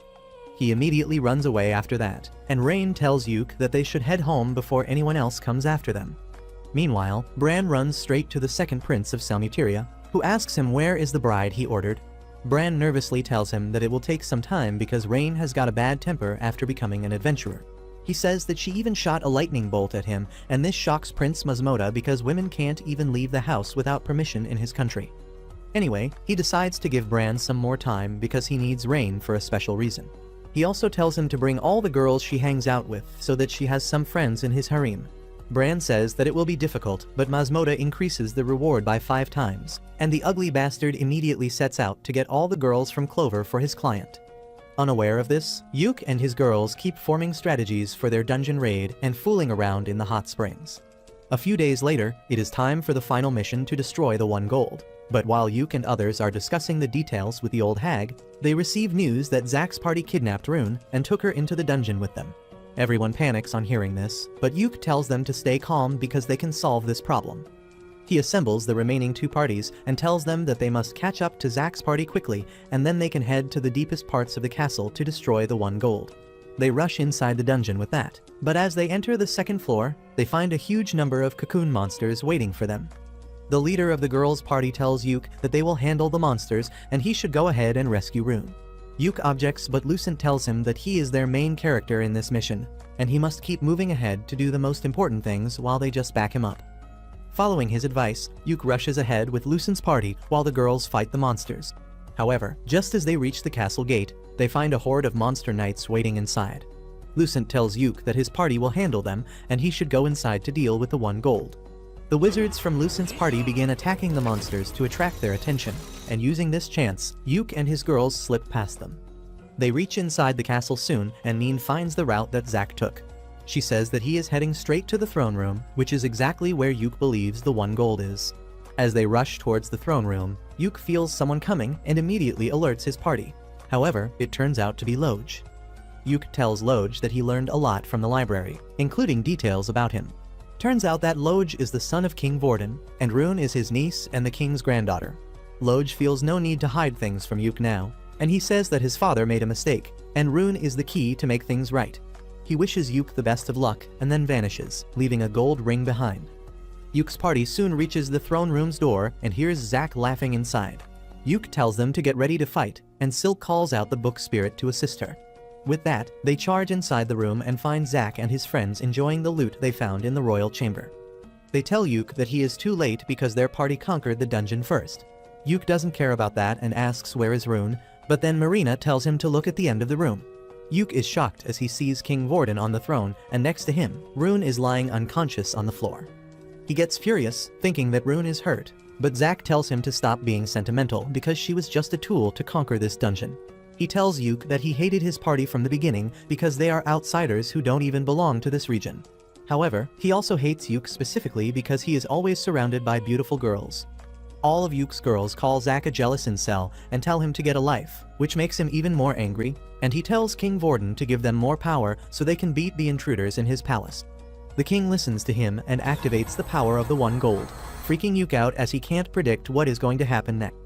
The king uses the power of the 1 gold and shares it with Zack's party using the golden rings. Yuk panics on seeing them wear the ring and asks if they are stupid to use something so dangerous. Zack mocks him, saying that he is just saying this because he realizes there is no way to win now. He says that the king taught them how to use the rings, and now they can feel the power surging inside them. Yuk feels Persephone's curse mark activating, as he realizes that Zack and his team are using the magic that grants wishes. He asks them if they don't know how dangerous that spell is, but Zack replies that he doesn't care. He orders his team to attack Yuk and his girls, and they immediately charge ahead. However, Yuk's party is also ready to fight. Silk shoots the healer in the knee, bringing him down, and then Neen uses her speed to knock down the wizard. Rain knocks down the thief using a basic spell, and Yuk paralyzes the tank. Zack is shocked to see his friends lose despite powering up, when suddenly, Marina breaks his sword, forcing him to run away. However, he suddenly feels a sharp pain in his body and falls to the ground. The power of the ring starts consuming him, and he begins turning into a monster. All his party members also get affected by the power of the rings and transform into monsters, and Yuk calls the girls back to rework their strategy. He tells them to be careful because their enemies are stronger and more unpredictable now. He then buffs them with his support spells, but that is not enough this time. Zack attacks Marina and pushes her back, but she immediately returns to fight him. On the other side, the fat monster chases after Silk like a total creep, and when her lightning arrows have no effect on it, she freaks out and keeps running. Rain fights against the priest, and even though she is able to damage him with her spells, he regenerates instantly. Meanwhile, Neen gets overwhelmed by the thief of the party, but luckily, Lucent arrives there just in time to protect her. He asks her what the update is, and she tells him about Zack's party using the rings to become monsters. Just then, Lucent's teammates as well as the other party arrive in the room, and he tells them that their job is to hold back the monsters while Yuk rescues Rune and stops the king. The two parties team up to take down the monsters, and Yuk tells his girls that they should rush to help Rune now. They run towards the throne, but King Vorden comes forward to face them. Marina dashes towards him as Yuk enchants her sword. She tries attacking the king with her full strength, but he easily blocks her attack and then pushes her back before hitting her with a powerful magic beam point blank. Marina somehow avoids taking any damage from the attack and charges at the king again. Yuk stacks all the debuffs he can at the king, slowing him down, and Marina manages to push him back. However, using such a great amount of spells puts a lot of stress on Yuk, and he starts bleeding. He tells Marina to keep attacking because he can't keep the king down for long. Suddenly, the snake spirit warns Silk about the king's next attack. She yells at Marina to dodge, but it is too late. The king stabs the ground with his spear, releasing a great burst of energy. Everyone runs away, but Marina gets caught in the attack's range. Silk and Neen keep the king busy with rapid attacks, while Marina gathers her strength back. Neen uses a fire-breathing technique as a smokescreen, and when the king clears the green fumes, he finds Marina dashing towards him. She uses her ultimate move to cut through his weapon and injure him, and Rain declares that she will deal the finishing blow. She begins chanting a tier 7 spell, and Yuk tells the rest of the girls to come back before the spell is activated. They rush to his side just as Rain unleashes her magic and engulfs the king's body in flames. Yuk uses a water spell to prevent the flames from reaching them, and Rain also holds back her power so that she doesn't accidentally burn her own party. Silk summons a water spirit to assist Yuk, who lowers down the water wall and uses a scroll to increase everyone's flame resistance. He then tells Rain that she should stop controlling her power, and she collapses right as she lets the spell work at its full strength.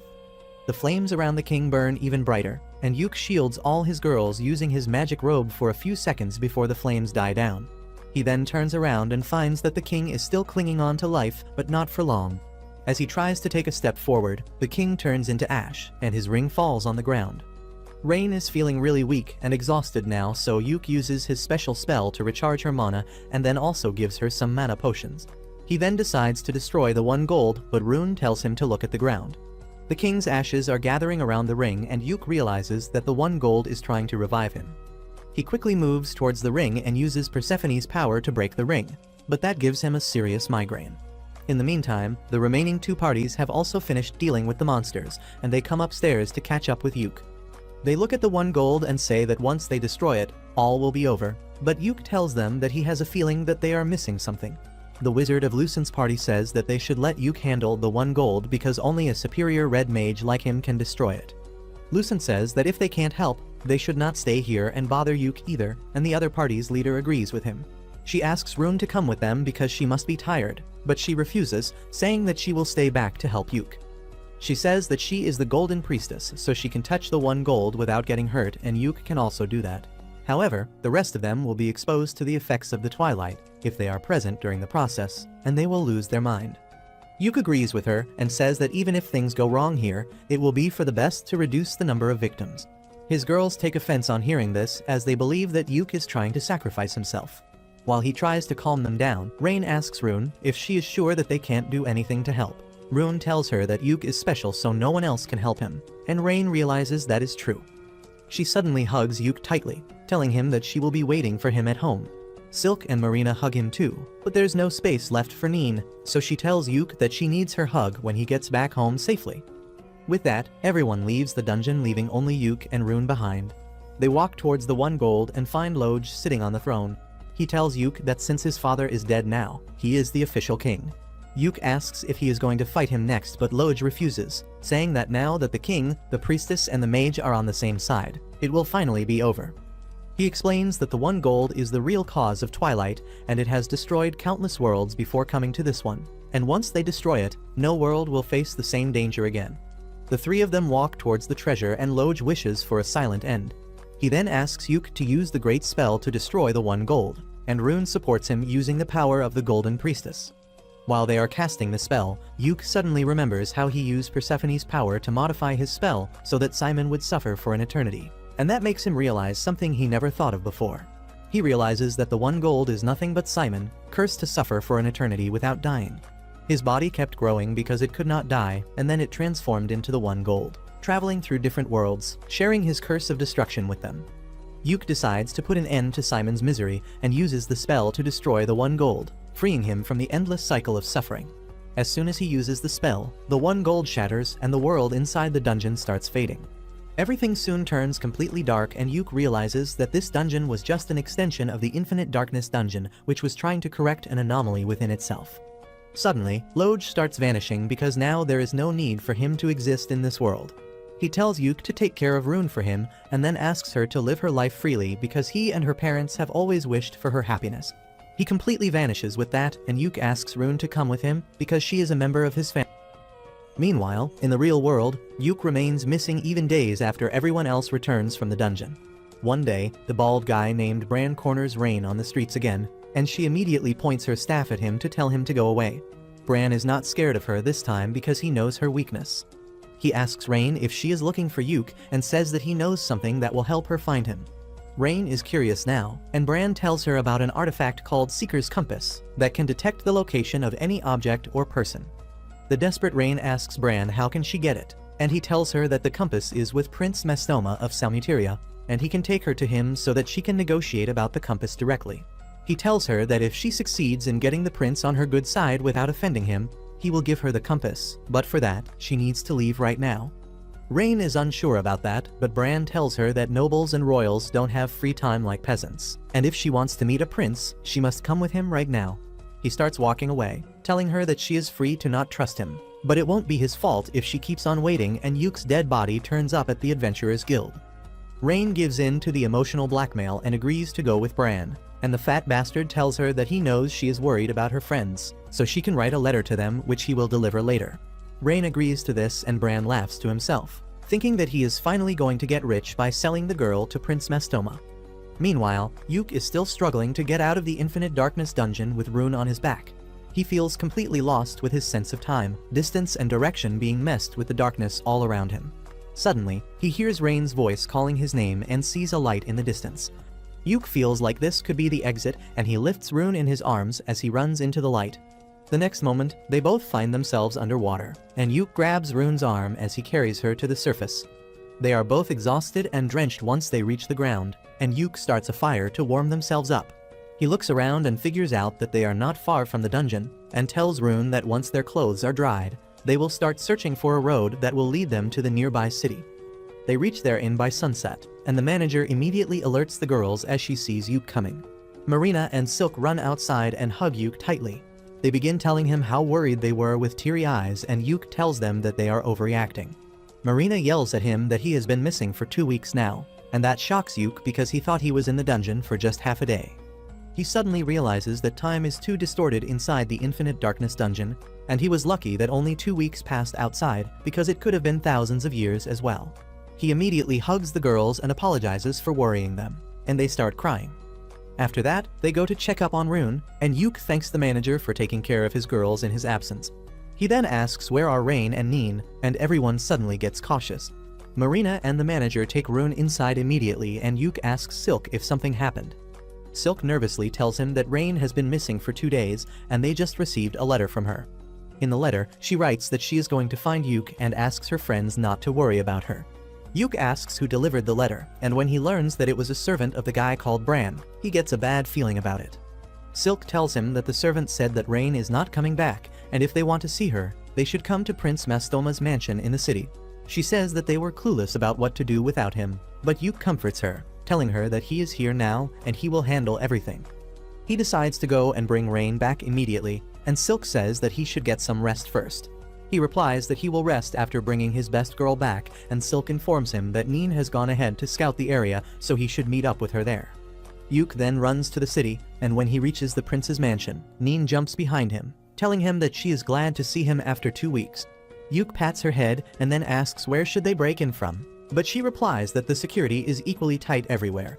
Yuke replies that they will just have to walk through the main gate then, but they don't even need to fight because the guards let him in.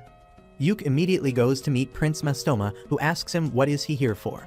He replies that he is here to take Rain back, and the prince acts offended at this because Yuke makes it sound like he stole something from him. He says that Rain came to see him herself, and before Yuke can say anything in response, a woman brings Rain to the room. As soon as Rain sees Yuke, she runs into his arms. They hug each other tightly, and Mastoma laughs, telling Rain that it looks like she won the bet after all. Yuke turns to the prince to ask what he means, and he replies that Rain made an outrageous bet with him. She promised to marry him if Yuke was dead, but since he is not, he cannot put his hands on her. Yuke is shocked to hear this and asks Rain how she could do this, and she replies that she had full faith that he would return alive. Mastoma says that it is his loss, but he will accept it according to the laws of his country. Just then, Bran barges into the room because someone told him that he is not getting paid. He is about to confront Mastoma, but then he sees Yuke alive and wets his pants. Mastoma tells Bran that he tried to trick him, and he will not be forgiven for that. Bran nervously tells him that he didn't lie to him, but Mastoma reveals that Rain told him about her marriage with Yuke, and he got the public records checked to verify it. He says that Rain is Yuke's property according to his country's law, and more importantly, Yuke is a rank adventurer who has the title of the hero. Bran is taken aback to hear this, but Mastoma says that since Yuke is the hero, he is officially the property of the king of this nation. The prince accuses the bald bastard of trying to scam him by selling something that wasn't his. He orders his soldiers to throw the bastard in jail, and Bran keeps screaming that he didn't know anything about this. After that, Mastoma apologizes to Yuke for the trouble, and he kneels down, thanking him for keeping Rain safe. Once that is done, Mastoma sighs, saying that he is in trouble now, and Rain replies that Yuke can help. Mastoma begins telling Yuke that currently, the princes are fighting to become the next king of Salmuteria, and he needs to have an achievement under his belt to increase his chances. He wants to conquer a dungeon for that, but the world knows that there are no dungeons in Salmuteria. Yuke says that he has heard about that as well, and Mastoma reveals that there is actually a dungeon in his country, but it has always been kept a secret. Yuke panics on hearing such a big secret of another country, but Mastoma tells him that he wants to conquer that dungeon. He adds that there are no true adventurers in his country, and Yuke realizes that he wanted Rain mainly to do adventuring for him. Mastoma tells him that he believes that there is a legendary treasure called the Staff of Kingship in the dungeon, and if he can get it, he will definitely become the king. He explains that currently, the next king of Salmuteria is decided based on achievements, but 12 generations ago, the Staff of Kingship used to decide it.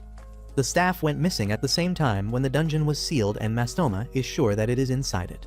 He tells Yuke that this was the real reason he wanted Rain and other girls, but Rain tells him that there wouldn't be any trust between them even if he got them on his side. Mastoma is confused by this because he knows that the girls of Clover are quite loyal to Yuke, and Rain replies that it is because they like him. Just then, Mastoma's wife tells him that women in this country have a thing called rights, and he should have listened to him earlier because she told him about this a lot of times. Mastoma stays silent in front of his wife despite all the talk about her being his property, and Yuke just chuckles at this. This irritates Mastoma, and he tells him to laugh while he can because sooner or later, he is going to end up in the same position as him. After that, Yuke and Rain go outside, and they send Neen to the inn to inform everyone about what happened. Yuke and Rain hold hands as they walk home and apologize for worrying the other. Rain tells Yuke that she went to the prince to borrow the Seeker's compass to find his location, but she felt that he couldn't find his way out, so she used her magic to give him a signal. Yuke thanks her for saving his ass back in the dungeon, and then Rain tells him that she made the bet with Prince Mastoma because she was sure that he was alive. She says that since Mastoma agreed to her bet, she believes he is different from other Salmutarians, and she wants to find a way to help him. Yuke says they will do so once they get home, but once they reach home, they find Maniela and others waiting for them. Yuke gets hit by the old hag for making everyone worried, and then the director tells him to rest first and tell him the details of what happened in the dungeon the next morning. Yuke tells him that he will start compiling a report right away, and everyone lets out a collective sigh because they are worried about his workaholic behavior. The director and others tell the girls to make sure that Yuke takes a full rest even if they have to use force, and all of them promise to do that. Once they leave, Yuke and the girls have a hearty dinner. Silk then asks Neen to take Rune to her bed, and orders Marina to take Yuke to the hot springs and watch over him so he doesn't start working. Rain decides to go with them too, but Silk stops her because she plans to lecture her about her reckless act. 1 week after Yuke's return, he finally visits Maniela and others along with Silk to submit his report on the dungeon. The old hag is impressed by the stack of papers on her desk that is thicker than her, and she tells Yuke that he did an impressive job compiling it. Yuke says that he couldn't do it without the help of his girls, but Silk says that all they did was make sure that he wasn't overworking himself. The higher-ups laugh at this, and then the director says that the new dimension that Yuke and Rune discovered will be listed in the Imperial records and he will get full credit for it. Maniela adds that the director took care of the matter with Rain's biological family as well, because it is better if nobles handled the problems caused by other nobles. The director says that there were a lot of nasty rumors about Count Crowder in the past as well, but now that they have solid proof, he reported him to the king. Yuke is surprised to hear that, and the director asks him who else would he report to if not the king. Yuke still finds it hard to believe that the concerns of lowly adventurers like him reach the king. Well, the director tells him to stop underestimating himself because his party is more popular than he thinks. He says that even the king watches their live streams, and he was really pleased that they completed both the missions they were given by him. Both Yuke and Silk are surprised to hear that the king is a fan. And then the director tells them that they also received a letter from Prince Mastoma of Salmuteria. The prince has taken Count Crowder into custody, and he will be punished according to the rules of Salmuteria. Maniela says that they owe Mastoma big time for this favor and also for lending them the Seeker's compass, and Yuke tries to tell them about the dungeon in his country. Maniela already knows about it, and Yuke says that he trusts Mastoma and wants to help him in some way. The old hag agrees with him, and the director also says that they will think about how to proceed with this request because it is quite high profile. After that, the director asks Yuke about Rune's future, because he had offered to take her in as a guest from another world. Yuke says that he told Rune about his offer, but he also told her that everyone in Clover wants her to stay with them and be a part of their party. He asked her to choose whatever she likes more because he will support her no matter what, and Rune told him that she wants to stay with him and the girls. So Yuke tells the director that Rune is a part of the Clover family now, and he is glad to hear that too. After that, Maniela asks him when do they plan to return home, and Silk says that they have to make preparations for that, and even before that, they have to thank everyone who helped them. She says that they plan to meet with the two parties that helped them the most during the mission, and hopefully they can learn a lot of things from their vast experience. Maniela tells them that it won't be possible because both the parties have already left on their new missions. Yuke and Silk are a bit disappointed to hear that, but the grown-ups tell them that as long as they keep being adventurers, they will run into each other eventually. With that, the director says that he and the researchers will head back to the city first. He thanks Yuke for everything he did during the mission, and says that he is truly the hero who saved this world. Yuke shakes his hand, thanking him for taking care of his party. Yuke and Silk head home after that, and Silk says that they need to do some shopping tomorrow. Yuke volunteers to carry the luggage, but Silk sighs and tells him that she has Marina, Rune and Rain for that. She reminds Yuke about his promise to spend some quality time alone with Neen when she couldn't hug him in the castle. Yuke remembers that now, and Silk tells him that the poor furry has been waiting eagerly for her quality time with him. Yuke gets that, but he doesn't know what to do with the time, and Silk tells him that anything is fine as long as she is having fun. That night, Yuke goes to Neen's room and tells her to think about what she wants to do tomorrow. He says that they should have a lot of fun and do everything she wants, and Neen is on the moon after hearing that. The first thing on Neen's list is drinking in daytime, and she says that she is going to make a lot of selfish demands today. Yuke tells her to go on, and Neen says that they should visit the other part of the market where adventure-related items are not sold. Yuke likes the idea because they can see a lot of new items from different places there, and he decides to take Neen shopping. As they walk towards the market, Neen grabs Yuke's arm, and he gets a little shy. They soon reach the market, which is full of all sorts of fashion items like see-through shirts, glowing earrings, and edible lipsticks. Neen grabs Yuke's hand and starts dragging him along, but all she does is stare at the items from outside the store. Yuke tells her that he will buy anything she wants, but she tells him that she is a strong, independent woman who can pay her own bills. Yuke tells her that there is no need to act strong with him, and asks her to let him buy something to thank her. Neen takes his offer, but she still can't make up her mind, so Yuke tells her to be whimsy and selfish at least for today. He says that he will indulge all her demands and asks her to be free, and Neen tells him not to call her a gold digger if he goes bankrupt later. With that, she grabs his hand again and pulls him into the nearest shop, saying that she has time until sunset to make him listen to all her requests. A couple days later, Yuke and his party are ready to leave, and everyone comes to see them off. Yuke thanks Maniela and the elf innkeeper for taking care of them. She tells them to visit her again, and the girls promise that they will come again because of the hot springs. Once they have said their goodbyes, Yuke says it is time for them to go home, and they ride a carriage back to their home city. On the way, Marina teaches Rune how to handle the horses, and everyone has a lot of fun enjoying jolly dinners and watching the beautiful scenery. They finally return to their city after traveling for 2 weeks. All of them are excited to be back home, but they were not expecting their fans to gather on the streets to welcome them.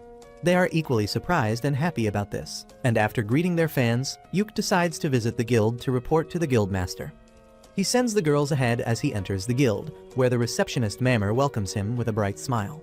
Yuke thanks her for helping with Rain's problems, but Mammer shushes him, saying that someone might overhear their conversation, and that can create problems later. However, she gladly accepts his thanks and says that she is looking forward to see how he repays her for it. After that, Yuke goes to the guildmaster's office, but he has already heard everything from Maniela. Yuke asks if he also received a report about Prince Mastoma, and the guildmaster affirms. He says that they have already started the process to help him, but it will take some time. He asks Yuke to be patient about it and then moves on to his reward for completing the mission. The guildmaster says that he will deposit the amount in Clover Party's account later, because it is too huge of an amount to be given out in cash. He keeps hyping Yuke up, telling him not to faint when he sees the amount when suddenly, Jamie barges into the room. She immediately rushes to Yuke's side and begins checking if he is fine. He asks her to stop, but the guildmaster asks him to let the girls smother him for a bit because she was really worried when she heard that he disappeared in the dungeon. The old man then starts mimicking how Jamie cried that she was going to save Yuke, and she gets embarrassed about that. Yuke thanks Jamie for worrying about him, and she replies that she was only worried that she won't get the medicine for her brother if he died. Well, the guildmaster rats out that tsundere immediately, mimicking her again and revealing how she declared that she will be the one to save Yuke once she can go on adventures again.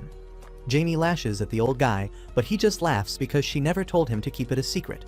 Yuke and Jamie also start laughing, and then she tells him that she managed the Clover House with the real estate agent's help while he was away, and the kitchen is fully stocked right now. Yuke thanks her and then tells her that they will have a party soon to celebrate their successful mission.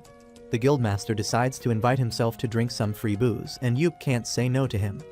On the other hand, the girls reach their house where the real estate agent tells them that he fixed a couple of loose doors and leaky taps while they were away, and he also remodeled a room to make it more comfortable for Rune. The girls thank him for looking after their house, and he leaves them to rest. Rune gets really happy that she is going to live here, and just then Yuke returns too. He gathers the girls to give them an important message, saying that they did great on the mission, and now they should rest for a few days before picking up any mission. The girls agree but remind Yuke that he is the one who needs to rest the most. Later, Yuke goes to the rooftop to watch the sunset in silence, but Rain comes there because she can tell that his mind is full of thoughts. He admits that he can't stop thinking about what they should do next, and Rain says this is why one of them needs to babysit him at all times. She then holds his hand and tells him that he is amazing and how he makes everyone around them want to be better. A couple days later, Guildmaster Benwood pays Yuke a visit early in the morning with a mysterious guest, saying that they have some urgent business with him. Yuke welcomes them both in and offers to take the guest's coat. The man thanks him for that, but as soon as he removes his hood, Yuke kneels on the ground because the strange guest is none other than the king. King Vincent tells Yuke to rise up because he is undercover today and there is no need for any formality. Yuke finds it hard to agree to that order, but Benwood also tells him to loosen up, because the king was like his uncle Saga's little brother, which makes them like family too. Anyway, they sit down to talk and Silk comes with tea for their guests. As soon as she sees the king, she freezes in shock, and Yuke tells her that it is a completely understandable reaction. He goes to help her, and then King Vincent tells Silk that he wants her to be a part of their conversation as well because she is the vice leader of the Clover Party. Silk somehow snaps out of her shocked state, and then sits down next to Yuke. Vincent immediately gets to point and tells Yuke that they have been discussing his suggestion to help Prince Mastoma clear the dungeon in his country. He says that Mastoma also sent him a letter about the same, and he has decided to help him. Yuke thanks Vincent for that, and in response he takes out a small wooden box from his pocket and places it on the table. He tells Yuke that this is the advance payment for his next quest and urges him to open it. Yuke finds a silver brooch with a green gemstone inside the box, which leaves him completely speechless. King Vincent suddenly starts clapping for him, congratulating him for becoming a noble of this kingdom. Benwood also congratulates Yuke, saying that now he is also a dungeon count like him. Silk is still trying to figure out what is happening, and Benwood explains that only the adventurers who have greatest accomplishments in dungeon exploring are given the title of a noble, and now Yuke is one of them. Yuke still can't believe that he has been given the highest possible honor for an adventurer, and he tries to return the brooch, but the king tells him that they don't do that here. He then tells Yuke that he has already talked with the parliament and they have agreed to send an adventurer party to the dungeon in Salmuteria. The king believes that the new dungeon that Yuke just cleared might have affected the Salmuteria dungeon in some way, and they can't afford to ignore something like that. He says that they are considering the first attempt at exploring the dungeon as a trial, and then lays out some documents on the table. As Yuke reads the documents, he finds that they are about the trials of various streaming devices, and even setting up a temporary adventurer guild in Salmuteria to strengthen the relationship between the two nations. Vincent and Benwood tell him that they could not let him take on Mastoma's request personally because it would create many political problems. That is why they decided to make it a joint operation between the two kingdoms. Vincent adds that the timing was just right for it because Salmuteria had approached their kingdom with an interest in the streaming technology they use. However, if the trials start with a huge scale right off the bat, that may create some problems as well, and therefore, they are going to start it in a remote village under Mastoma's supervision. Vincent explains that the trials will be done in an area called the Death Valley, but since there is no established city there, Mastoma is creating one right now on his request. That means Yuke and his party have to wait for at least 6 months before entering Salmuteria. Vincent says that they have already sent the streaming technology and technicians there to set up the groundwork before the adventurers reach there. But he has one last thing for Yuke. He hands him a letter, and just as Yuke opens it, he stands up from his seat because the letter is a direct order from the king himself. Yuke tells Vincent that he will take the mission, but for that, he wants 6 more of the brooches as his advance payment. The The king immediately accepts his demands, and then Yuke signs the contract. A few months later, Yuke and his party gather at a port to ride one of the 3 flying airships in the world. While everyone stares at the magic airship like a kid, Silk turns into a conspiracy theorist who says that something this big can never fly. As Yuke tries to calm her down, Benwood and the receptionist arrive there to bid them farewell. Turns out Benwood is also coming with them to explore the dungeon, and Yuke says that the receptionist Mammer would be more helpful with her skill set. However, Benwood tells them that in case a monster stampede occurs, he will be their best bet. Mammer then gives Yuke the advance payment he asked from the king, and the girls curiously come close to see what is it. Yuke distributes the brooches to all of them, reminding Marina that she asked him to make something matching for all of them, and the king was nice enough to send them some matching jewelry. He gives one to Jamie too, and she is nervous about accepting it because she is not allowed to return to being an adventurer yet. As Benwood hears this, he gives her a letter from the king himself that states that Jamie has been pardoned for her crimes and she can resume adventuring right away. Marina immediately hugs her, and then the other girls also surround her because they are excited about their first adventure with Jamie. She gets emotional on receiving such a response and promises Yuke that she will do her best to support him. Mammer tells her not to worry about her brother because she will take care of him, and Jamie thanks her before boarding the ship with the rest of her party. While everyone says bye to Mammer, Silk tightly clings to Yuke because she is terrified of riding a flying ship. As the ship sails off, Yuke asks her to open her eyes because this is a once-in-a-lifetime experience. Silk still doesn't have enough courage to open her eyes, and then the captain gives the order to launch the ship into the air. As soon as he says the words, the ship's magic channel is activated, and it springs into the sky, gently floating ahead. Soon after that, Silk also calms down, and as she joins the girls to see the view, the researcher Bodeman comes to see Yuke. Yuke says that he didn't know Bodeman would be with them too, and he replies that he is in charge of setting up the streaming devices. Yuke offers to help him with that, and Bodeman is glad to accept his offer. He then says that the king made quite a bold decision this time, and Rain asks the guys what they are talking about. Yuke explains that King Vincent is supporting Mastoma, which means he is backing him as the candidate to become Salmuteria's next king. However, in case Mastoma loses and someone else becomes the king, it may harm the relationship between the 2 countries. Bodeman says that it all depends on Yuke now, and then tells everyone to have a fun time in Salmuteria. Later that night, Yuke goes to the room where all the girls are staying and tells them that there is something they might need to know about the brooch. He nervously says that while they are a matching accessory for the Clover Party, they also mean that all the girls are his property. He tries to explain it so that he doesn't sound like a misogynist piece of shit, and says that in Salmuteria, women are considered to be the property of men. He says that the brooches will tell everyone that they belong to him, and the men in Salmuteria will not mess with them. He asks them to bear with it, even if the idea disgusts them, but the girls have no problem at all. Rune suddenly asks if this means that they are all Yuke's wives, and the other girls jump on the bandwagon without wasting any time. Yuke, however, gets flustered and tells them that they can refuse if they want, and the girls pity him because he doesn't realize that all of them will let him put a baby in them right now. However, they don't tell him their true intentions as well, so it is also their fault that he is so clueless. Rain then asks Yuke if they should call him darling since they are pretending to be married, and his incel heart almost gives out on hearing that. He asks everyone to call him normally because doing something they are not comfortable with can be problematic. Suddenly, Neen raises her hand because she has a question too. She asks Yuke who is going to be his head wife, because in Salmuteria, every guy with a harem has a head wife who is basically the boss of the harem. Yuke thinks about it for a while, and then names Rain as his head wife because she has already met Prince Mastoma, and she knows the full story of this mission. Everyone else also agrees to the suggestion, and then Yuke decides to leave for his room. Marina teases him, asking if he wants to sleep with his wives tonight, and the flustered Yuke leaves in a hurry. As he is walking back to his room, Rain runs after him, asking if he was being considerate of him just now. Yuke affirms, saying that they can't just tell everyone else that she is a noble by blood and they are already legally married. Rain understands his point, but she tells him that their bond is a special one, and he doesn't need to force himself to do anything he doesn't want. He pats her head, saying that he wanted to do it for her, and Rain hugs him, telling him that he can be more unguarded around her. A few days later, their ship finally reaches Salmuteria, and as Yuke watches over the landscape with Benwood and Bodeman, they say that they will probably camp at the landing site for tonight. Benwood says that even though Prince Mastoma promised to send someone to escort them to the city, they will probably not travel during the night, and Bodeman hopes that is true. Just then, the alarm rings and the ship's captain orders the crew to prepare for landing. As they go down the clouds, Yuke gets really excited about what he is going to see in the Salmuteria kingdom. But the first thing they come across after landing is a gang of vicious bandits.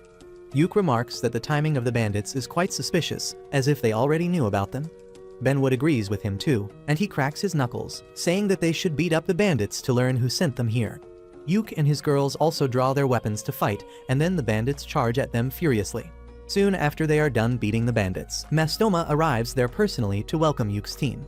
As Yuk kneels to greet him, Mastoma says that the bridge leading to this place was badly damaged, so he had to arrange for a boat, and they got late because of that. He then asks Yuk to get up because he doesn't want any formality between them, and says that they should talk as equals. Yuk nervously says that he can't do that, but Mastoma simply lifts him up, refusing his refusal.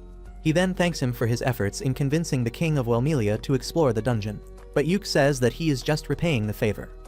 With that, they turn their attention to the captured bandits, and Yuk asks the prince if he knows anything about them. He replies that they might have been sent by his elder brother Rafuma, who is really desperate to win the battle for the crown.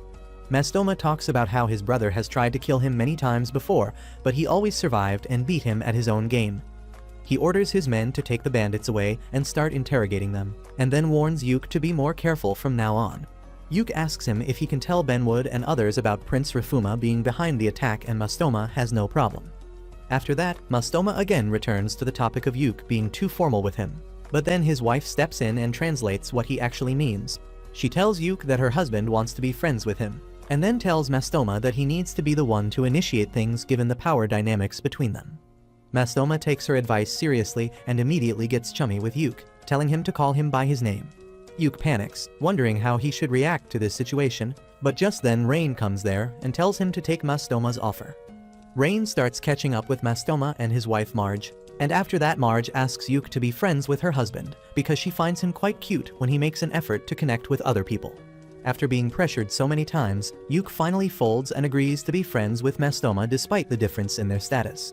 With that, Mastoma tells Yuk that they should depart to the town called Rajo, he built for them. Rain realizes that the word Rajo means hope in Salmutarian, and Mastoma tells her that Yuk's party is the hope for this country's new future. It takes them 2 days to reach the mountain town of Rajo, and they receive a grand welcome from the people living there. Everyone is amazed to see a town carved out of a mountain, and Mastoma feels proud on hearing them praise him.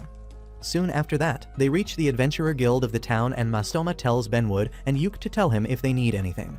Benwood immediately takes the offer and tells him to bring him the finest alcohol he has, and Mastoma is happy to fulfill his request.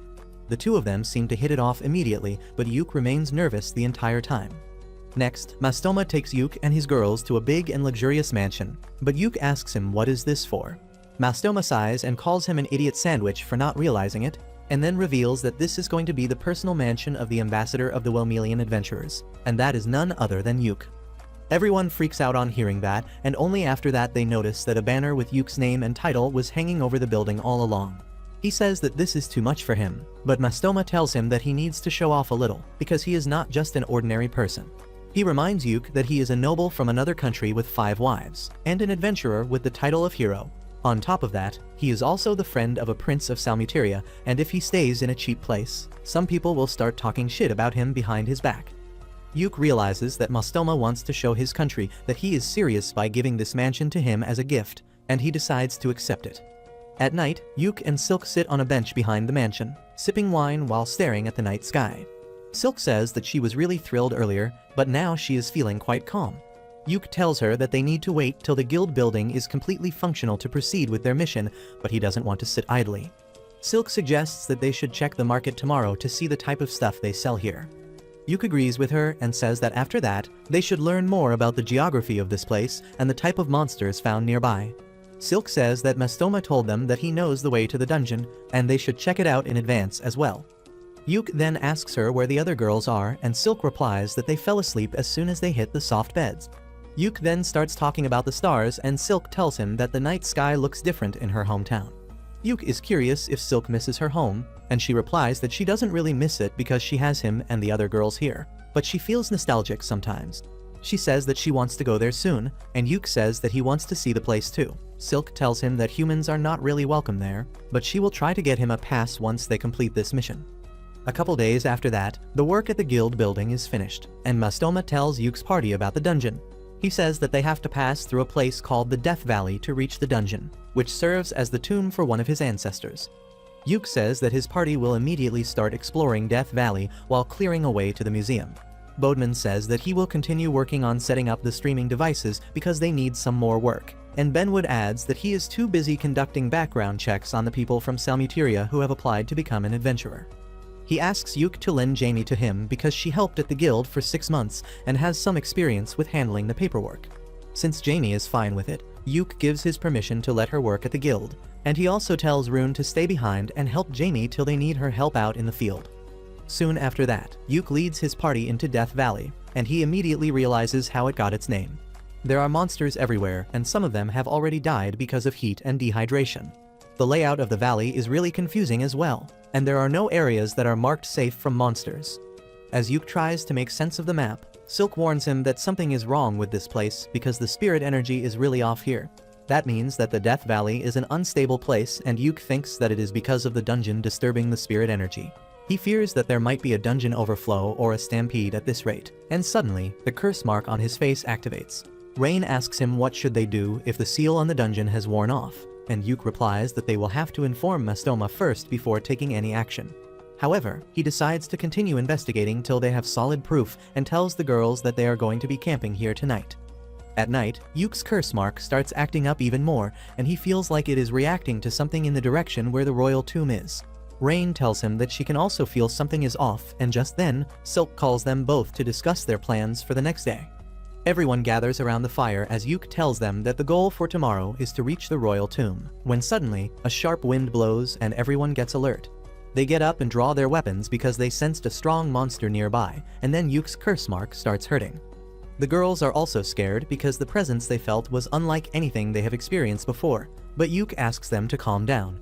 He tells Neen to scout the surroundings and find what is wrong without putting herself in danger, and she soon returns with shocking news. She reveals that there is a group of 20 monsters heading towards them from the east, and what is even more surprising is that there are different types of monsters in the group. Yuke panics on hearing that because it means the situation is as serious as a dungeon stampede, because normally, only a single type of monsters come out of a dungeon. He then asks Silk if they can get back to Rajo before the sun rises, and she tells him that though it will be hard and risky, it is possible. Yuke decides to take that risk because reaching the town and informing everyone comes first. He puts out the fire and tells the girls to be on high alert as they run because they don't know what kind of monsters they are facing, and the night doesn't work in their favor as well. He then boosts their physical abilities so that they can run faster, and just a few minutes later, they run into some dino monsters. Luckily, Neen senses them in time and Yuke puts them to sleep with his magic, giving Marina the chance to finish them off. They resume running with that, and then Silk tells Yuke that the dungeon is definitely affecting this place, and the problem might be even more serious than a stampede. Yuke agrees with her, and says that they need to do something about it soon, because at this rate, the dungeon may create problems for the whole of Salmuteria. Just then, Rain asks everyone to stop because she found a shortcut. Neen tells her that there is no shortcut, but Rain points at the cliff in front of them, saying that they just need to go down, so they shouldn't waste time by using the route they took to climb up. She uses a spell to slow down their falling speed, and just as she finishes casting it, the group of monsters approaches them from behind. Everyone jumps down the cliff before the monsters can reach them, and they land safely thanks to Rain's spell. Yuke recharges her mana and Rain tells him that she knows a couple more shortcuts that can make their work easy. They start running again, but soon another group of monsters comes in their way. Thanks to Neen's directions, Marina, Silk, and Yuke manage to take the monsters down immediately, and then they resume running. They reach the town before sunrise, and while everyone else is tired and goes to sleep, Yuke and Silk call a meeting with Mastoma and others. They give a detailed report of what happened and Bodeman checks the recordings to confirm that a dungeon stampede is going to start soon. Mastoma gets worried on hearing all this, and he asks everyone how do they handle such situations in their country. Benwood tells him that they send multiple adventurer parties to reduce the number of the monsters and find the cause of the stampede, and Bodeman adds that they sometimes send the knights as well. Unfortunately, Salmuteria doesn't have either of them, and he asks Benwood if he can just call some adventurers from Wellmelia to help him. Benwood says that it is possible, but it will cost a lot, and more than that, it will create a lot of problems politically. Mastoma says that he will talk to his father about it immediately because it is a matter of national importance now, and that surprises Yuke because only Mastoma knows about the dungeon, and now he is willing to make the information public. Mastoma tells him that he doesn't care if his brothers take an interest in conquering the dungeon as well, because now it is a matter of national security, and he must protect his people before thinking of anything else. He then bows down before Yuk and others, telling them that he can't do much right now because he is not the king, but he wants to save his country, and for that, he is willing to beg for their help. Benwood tells him that he will immediately start the process, and then Yuk promises him that he will do everything he can to help him. Soon, the paperwork and other formalities for sending adventurers from Welmelia to Salmuteria are completed thanks to Mastoma's efforts. However, Benwood tells him that they need at least 1 month to gather their strongest adventurers and send them over by the flying ship, and sending the full force will take even longer. Mastoma says that it is too long, and Yuk says that they just have to fend off the monsters with the forces they have till then. Benwood tells Yuk that it will be too difficult for his party alone, and he will join them, but even then, it might not be enough. He asks Mastoma when can the armed forces of Salmuteria join them, and learns that he has summoned the common soldiers, knights and some monster-hunting families for the task, but they are moving quite slowly, possibly because of the interference of his elder brother. Yuk confirms that their supply chain is not broken yet and tells Mastoma that he needs to order some new things. He asks Bodman for help, and he suggests that they should place some traps along the way for monsters. He says that Salmuteria is rich in artifacts and their knowledge, and they should use them to fight against the monsters because that way, they will suffer less casualties. Yuk seems to want to say something, but he hesitates because he doesn't agree with his plan himself. Benwood tells him to spit it out anyway, and Yuk suggests that after using artifacts to reduce the number of the monsters, the Clover Party can quickly raid the dungeon and try to clear it. However, he thinks that it will practically be a suicide mission because they know nothing about the dungeon. Benwood thinks that it is a good idea, and that starts a debate between him and Yuk. In the end, Yuk says that he can't put his friends in danger, and Benwood doesn't object to that. But he says that if anyone can solve this problem before a full-blown dungeon stampede starts, it is the Clover Party. Soon, Yuk returns to his mansion, where Silk tells him that they had a discussion about the situation too, and she believes that attacking the dungeon quickly is their best course of action. Yuk tries to convince them that it is too dangerous, but Silk says that Rune told her something concerning the dungeon. Yuk asks her what it was, and Rune says that the area outside the dungeon felt strange, almost as if its layers were being peeled away like an onion to reveal its true form. Rain says that those layers must be the seals that were placed on the dungeon, and now they have been broken. Yuk soon comes to the conclusion that the reason behind the seals being broken is what happened at the previous dungeon. Rune also seems to agree with him, and Yuk decides to ask the girls what they want. He turns to Marina first, and she tells him that she will simply follow whatever decision he makes. Silk says that the rest of the girls are thinking the same thing, and then Jamie asks Yuk if he plans to run away from this situation. She tells him that she will stay behind with Benwood to protect the base, and Yuk is surprised that she is not coming with them. Jamie says that she has not had any practice in months, so she might not be good in the dungeon, but she can at least defend the city. She asks Yuk to think carefully and make the decision because everyone will follow him no matter what he decides. Everyone gathers around him, and that gives Yuk the courage to declare that they will launch a quick attack on the dungeon before things can get worse. The next day, they call a meeting and Yuk explains that they have 3 things to do on their mission to conquer the dungeon. The first thing is to set up the transmission network so that the live stream video from the dungeon can be shared to the base without a problem. Bodman thanks them for taking on this job when it is supposed to be his responsibility, and Silk says that the Valley of Death is too dangerous for non-combat normies like him. Their next mission is to find the best route to enter the dungeon and do a check of the live stream network, and Silk says that they plan to do both of them at once. Yuk adds that if they can find the entry point and the video reaches the city, they will move on to the third part of their mission, which is to conquer the dungeon. Benwood and others tell him that they will handle any monsters that escape during the stampede, and then Yuk asks if anyone has any questions. Rune raises her hand, asking Yuk to take her along.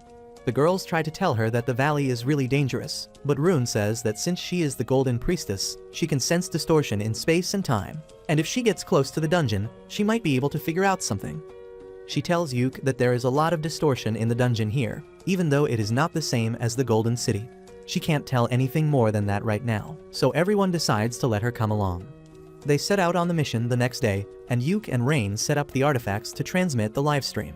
Yuk gets exhausted pretty quickly because he didn't expect it to be so hard doing something technical, and Silk tells him that he doesn't have to force himself. However, he assures her that he is fine and says that they will camp at the place where they stayed last time. He then goes to talk to Marina, who tells Yuk that she is feeling really anxious for some reason. Yuk hugs her to comfort her, but then suddenly, he starts feeling unwell. He falls to his knees and the girls immediately surround him.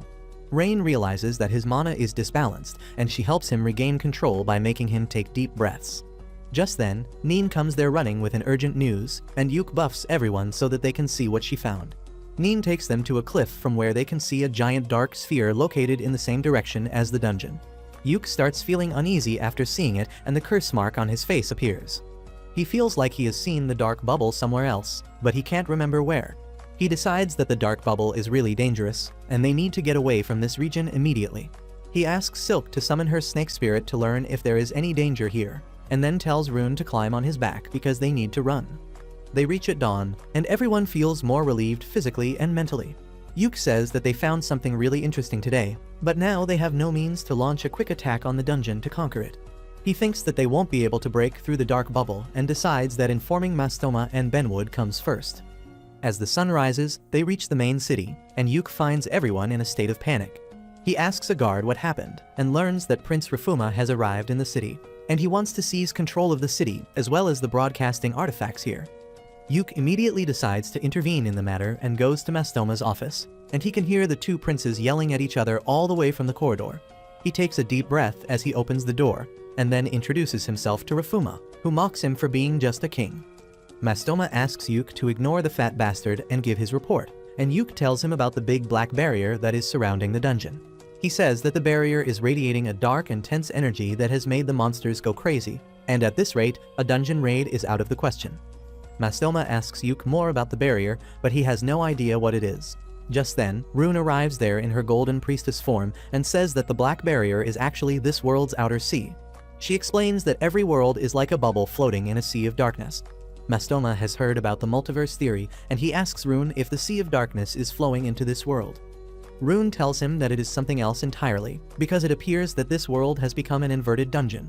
She says that soon, this world will be covered by complete darkness like the one she and Yuke experienced in the past, and they need to clear the dungeon before that.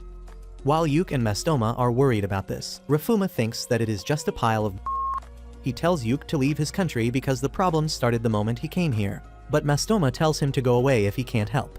They stare at each other with hatred and anger for a while, and then Rafuma leaves, telling Mastoma that they are not done talking yet. Just as he leaves, Benwood comes running with another urgent news. He tells Mastoma and Yuke that a strange black barrier has appeared in dungeons all around the world, and he already knows that this is the sign of an inverted dungeon. Benwood explains that a tragedy like this occurred 16 years ago, and Yuke says that he has never heard of anything like that. Benwood says that it was kept top secret, and the reason he knows this is because he was a member of the party that sealed the inverted dungeon in infinite darkness. He says that they found an abyss door leading to another world in the infinite darkness dungeon and managed to seal it, and Mastoma asks more about that. Rune explains that infinite darkness is a stairway to multiple worlds. All the dungeons originate there, and eventually they return to it once they are destroyed. This makes Yuke realize that all the dungeons in the world are connected to each other, with infinite darkness being the common point. He tells Benwood that the abyss gate his party sealed has been opened, and the darkness flowing through it is leaking out through other dungeons, and that is the cause of the black barrier around the dungeons. He says that if they don't do anything, the entire world will be engulfed by darkness, and that means they need to cut off the problem at its root. He declares that they need to conquer the abyss gate at the bottom of the infinite darkness dungeon, because that is the only way to save the world. Hearing those words reminds Benwood of his glory days, when he raided the infinite darkness dungeon with his party that included the receptionist Mammer, the old hag Maniela, and Yuke's uncle Saga. After sealing the abyss gate, Benwood said that this is only a temporary relief measure, and until they defeat the Demon King, the dungeon would become active again and the world would be in danger of being swallowed by darkness. Saga remarked that the same thing happened to Yuke's homeland, but he was hopeful that someday, a hero would arrive to defeat the Demon King and conquer the infinite darkness once and for all. Back at the meeting, Benwood tells Yuke that if he plans to close the infinite darkness dungeon, they need to send a special investigation team in to find more details about it. He says that they can't protect an investigation team while trying to clear the dungeon, and Yuke simply replies that they won't take them along. He declares that they will destroy the infinite darkness dungeon, but Benwood tells him that his party tried to do the same but they failed. He says that they could only seal the dungeon, and this fact was kept a top secret for the longest time. However, he agrees that destroying the dungeon might be their only way to save the world, and he tells Yuke that he will immediately write a letter to the king to send the flying ship here to take them back home. Benwood says that he will ask the king to issue another royal order to gather all rank adventurers, and Yuke suggests that the investigation team can try to find more by the time they return. Mastoma asks how long will it take them to reach Infinite Darkness Dungeon, and Benwood replies that between the official procedure and the ship returning here, they will need at least 2 weeks. Yuke panics because it will be too late by then and asks if there is no faster way.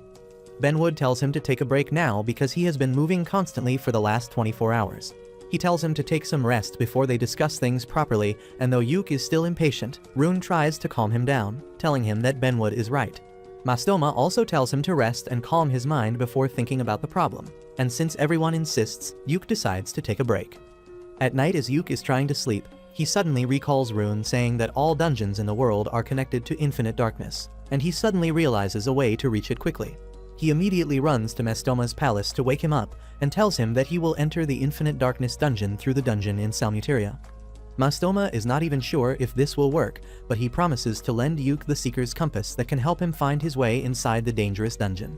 He asks about the odds, and Yuke says that he has a 50% chance to succeed, and because the mission is going to be too dangerous, he will go in alone.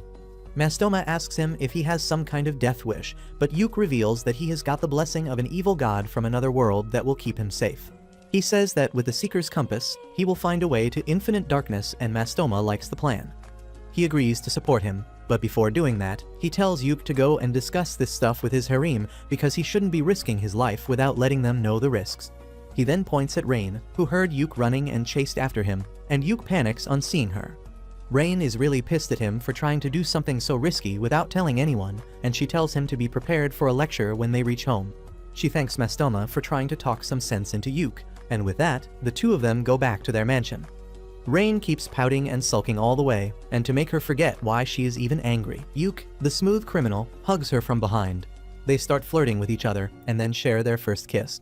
Yuke's curse mark suddenly activates and its power channels through Rain, making her feel something weird. Anyway, they return home and Yuke tells all his girls about his plans to enter the dungeon alone. Everyone tells him that he is stupid for thinking that he can go into the dungeon alone, and they declare that they will be coming along with him. Yuke tries to convince them to let him go alone, but they don't even give him the chance to speak, and in the end, he has to give up. He agrees to take all of them with him, and then Silk asks him to explain the plan. Yuke tells her that they will use Seeker's Compass, and since all dungeons are connected to infinite darkness, they should be able to find a way to reach it. Silk gets fired up on hearing this and tells Yuke to leave gathering the supplies and contacting the guild to her. Just then, a messenger comes there and tells Yuke that Mastoma has summoned him urgently. Yuke goes there along with Silk, and Mastoma tells him that his elder brother Rifuma has made a reckless and stupid decision. The moron believes that the dungeon is just another monster nest, and he has started to march towards it with some soldiers so that he can stomp it out. Luckily, the streaming devices are functioning, and Bodman uses them to locate Rifuma and his troops fighting a bunch of monsters. The soldiers get their asses whooped by the monsters, and Rifuma cowardly leaves them behind and runs away. The drone camera follows him, but he soon leaves the streaming range and the live stream ends. Mastoma curses his moron brother, and Yuke asks if they should set out immediately to rescue him. Mastoma replies that protecting the city is more important than anything right now, because once the monsters develop a taste for humans, they will attack the city. Yuke realizes that it is a serious problem, and he decides to hurry to the dungeon. Benwood asks him if he is serious, and Silk replies on Yuke's behalf that they wanted to form a plan before entering the dungeon, but now they don't have that kind of time. Suddenly, Bodman gets a signal from the drone camera, and he finds Rifuma rolling down the slope towards the dark barrier bubble. Everyone watches intently as Rifuma touches the barrier that is protecting the reverse dungeon inside it, and then suddenly, he turns into a shadow stalker as the energy of the dungeon overwhelms him. He crosses the barrier after that, and Mastoma is confused by what he just saw. Benwood explains that his brother just turned into a shadow stalker, a mysterious monster that appears in the dungeon. He says that now Mastoma has less competition for the throne, and they just discovered how shadow stalkers are born. Silk says that shadow stalkers are basically humans who get turned inside out after touching the reverse dungeon, and Yuke freaks out because he can't risk his girls turning into monsters by taking them to the dungeon. Just when all hope seems to be lost, a familiar face walks through the door, and both Yuke and Benwood are dumbfounded. Yuke's Uncle Saga has returned when the world needs him the most, and he tells Yuke that he has grown up quite nicely. Yuke freaks out and asks how did he return, and more importantly, where was he all this time? Benwood also has the same question because after they sealed infinite darkness in the past, Saga vanished without informing anyone. Saga tells both of them to take a chill pill and then starts talking to Silk, saying that if she is not satisfied with Yuke, she can always get the same genes from his uncle. Mastoma is curious about the new guy too, and once he and Saga are finished introducing themselves, Benwood tells him to get to the point. Saga tells him that he has been busy with a lot of things, but he returned in time to stop the reverse dungeons from devouring the world. Benwood is astonished by his confidence and asks if he can really do something about them, and Saga replies that he can't do anything alone, but with Yuke's help, he will solve the problem. Later that night, Saga goes over to Yuke's mansion, and they catch up on lost time. After teasing Yuke about his harem, Saga gets to the point and tells him that he has a stigmata that common people can't notice. Yuke asks him what is that, and Saga tells him that the curse mark on his face is a part of giving up his humanity. Yuke tells him that he got it from Persephone, the ruler of the underworld, and Saga is low-key jealous on hearing this. He explains that the stigmata or curse mark is proof of Yuke's identity in worlds other than this one. Yuke realizes that this proof protected him when he was in the inverted dungeon earlier, and Saga confirms that theory. He says that Rain had the same thing on her as well, and he is pretty sure that Yuke gave it to her. Yuke suddenly realizes that he gave Rain more than some tongue action and a mouthful of bacterias when they kissed, and soon, the news reaches all his girls. As desperate as they are, all of them tell Yuke to give them the stigmata because that will make them stay unaffected by the inverted dungeon's powers. Yuke is taken aback at this, but Rain gives him permission to kiss other girls even though it will make her jealous. Saga also tries to warn them one last time, telling the girls that if they enter the reverse dungeon, there is a chance that they may never return. However, all of them are determined to stay by Yuke's side till the end, and Saga tells them that they should do whatever they want because they are full-fledged adventurers. A few days later, Yuke and his party are ready to raid the dungeon, and Saga confirms if he gave the stigmata to everyone. Yuke shyly says that he gave it to everyone except Rune because he is not a PDF file, but luckily she doesn't need it. Saga tells him all the best for his mission and says that in the meantime, he will use a special teleportation artifact to reach the capital city with Benwood so they can enter the Infinite Darkness dungeon from there. He gives Yuke a pep talk about how the fate of the world is on his shoulders now and then departs for the capital city. After that, Mastoma also wishes Yuke the best and gives the Seeker's Compass to Rain because she is the only one who knows how to use it. Bodman also tells Yuke that he will personally supervise the livestream to make sure it reaches everyone. With that, they leave for the inverted dungeon, and once they reach it, Yuke asks everyone to do a final check. They tell him that they are ready for everything, and Yuke gives them the signal to begin the most important mission of their life. Despite that, he is worried about his girls turning into monsters, but Rain assures him that they will be fine thanks to the stigmata he gave them. Marina also adds that her intuition says that they will be fine, and Silk decides to do something that will get rid of Yuke's worries for good. She summons her snake spirit and asks it to run a stimulation for their future. The snake spirit predicts that there is no future in which they turn into shadow stalkers, and Yuke feels better after hearing that. He then asks Jamie to buff everyone while he refills their mana so that they can be at their peak.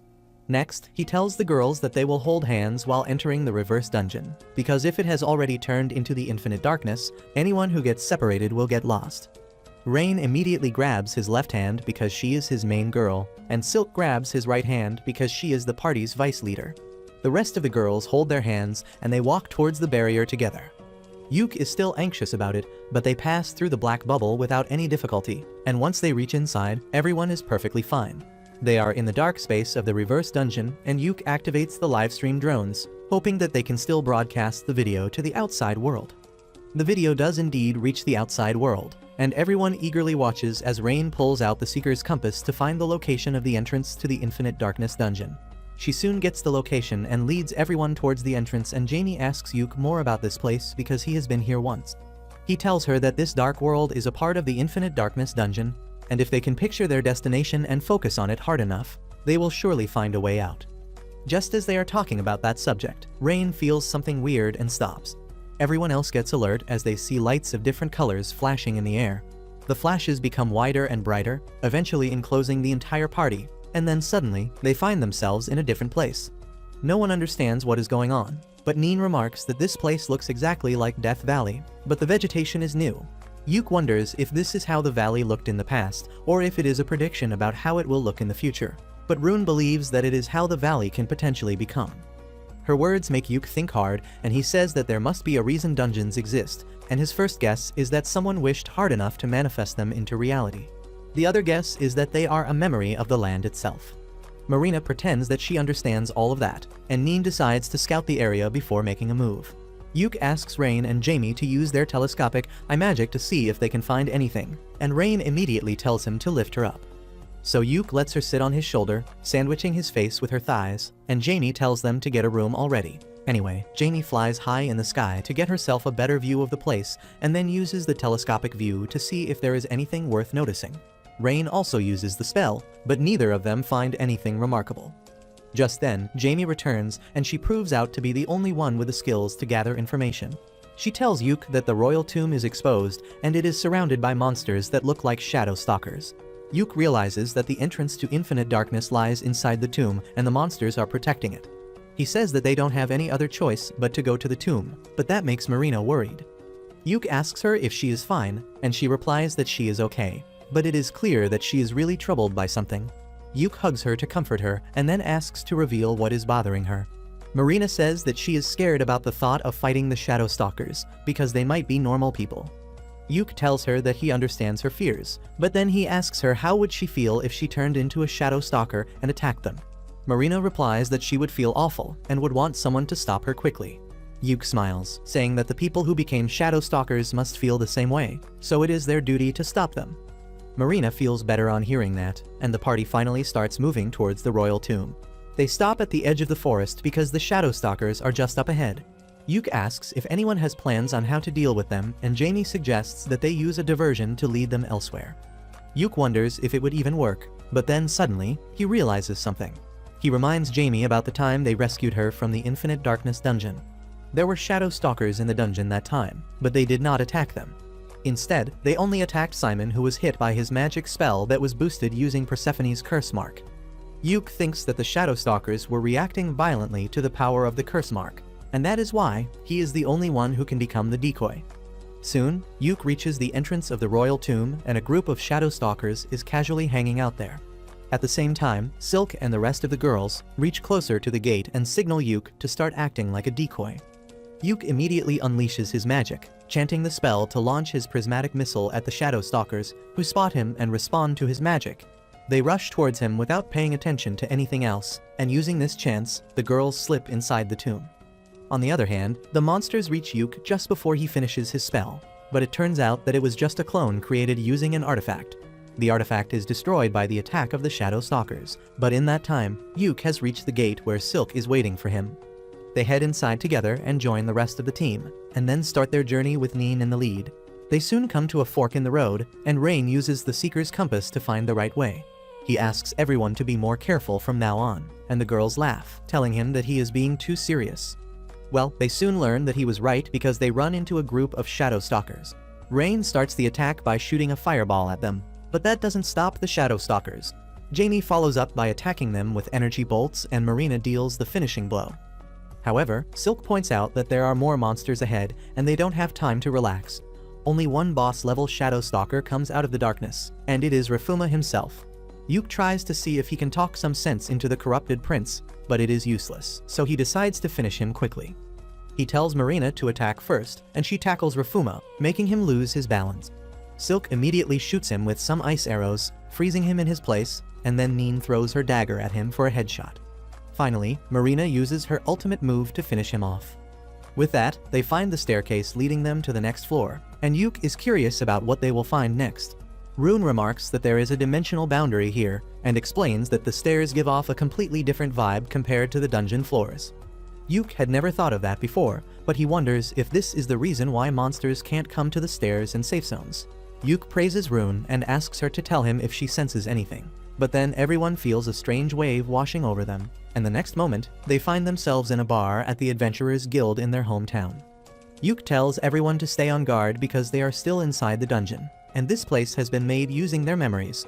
They check out their surroundings and find that the guild building is full of people. However, they are not humans but shadow stalkers in disguise, and Rain confirms them by checking their magic signature. She also uses the compass and finds that they need to go through the main door on the ground floor to reach the next level. But to do that, they will need to fight all the shadow stalkers. Suddenly, Rain points out at a table where Yuke is sitting with his former party and all of them are having fun together. Yuke is shocked to see this because he always wished things would turn out for them. He suddenly gets sad on seeing the dream that never came true and Jamie comforts him, still feeling guilty about the past. He decides to get out of the place quickly and says that if this place is really a recreation of their guild, the shadow stalkers down there won't attack them. Silk agrees, saying that any sort of fighting is banned in the guild, and Yuke hopes that the rules apply even inside the dungeon. He tells the girls that they should split up so that they don't draw any attention, and asks them not to run or act frantic in any way. They head downstairs with that, and luckily, no one even pays them any attention. The girls leave the gate one by one, and Yuke is the last one. However, just as he reaches the gate, he hears his fake version get up and declare that he is leaving Thunder Pike. This shocks the real Yuke, but the fake one immediately says that he was joking, and everyone starts laughing. The fake party members praise the fake Yuke, saying that they would not be successful without his support. This pains Yuke because someone else is living the life he wanted, but he decides to move on quickly. Just then, Simon calls out to him and Yuke stops, but tells Silk to go on ahead because he will handle things here. He doesn't turn around and asks Simon what he wants, and he asks him where he got the robe from because it is an artifact used by red mages. He says that their red mage could use something like that too, and Yuke tells him the location of the robe. Simon thanks him and then introduces himself as a new adventurer who dreams of becoming an A-ranker soon so that he can challenge the Infinite Darkness dungeon with his friend Yuke. The real Yuke gets emotional on hearing all this, and he wishes Simon the best before quietly heading outside, with tears running down his face. As he comes out of the inn, his girls ask him how did things go with the Thunder Pike of this place. Yuke replies that they were good people, and Jamie remarks that maybe this is just a parallel universe where things never went wrong. However, Yuke tells her that he doesn't think about the past anymore because he has the best party members he could want to challenge the Infinite Darkness dungeon. He then asks Rain to find the entrance to the dungeon, and just like in the real world, she finds that the dungeon is located just below the guild building. They decide to enter the guild, and Yuke tells everyone to be careful because all the people in this world are shadow stalkers. They find that the guild building is empty, but then the receptionist Mammer comes out to greet them. Everyone freaks out on seeing her because they know she is incredibly strong.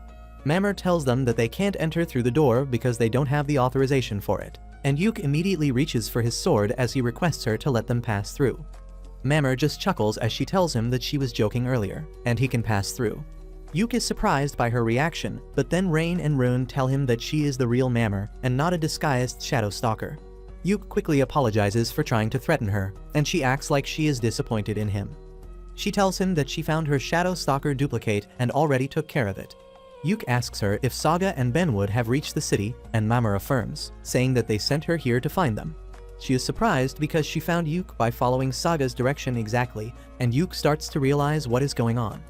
Mammer tells him that they don't have any time to waste and leads him to the gate that leads them to Infinite Darkness dungeon, where Benwood is throwing hands with shadow stalkers. The old hag Maniela is also there to back him up, and both of them complain that Saga dumped all the fighting on them again. Yuke and others join them in the fight, and he asks where is Saga right now. Benwood replies that he went inside to make some preparations, and it is the job of the old-timers to create a way for the Clover Party to join him quickly. They start fighting with that, and Mammer quickly moves behind the enemy lines and takes out all the shadow stalkers by giving them back shots. The rest of the group deals with the monsters coming from other directions, but their numbers don't seem to decline. Benwood tells Yuke that he should take his girls and head to the next floor because it will be too late otherwise.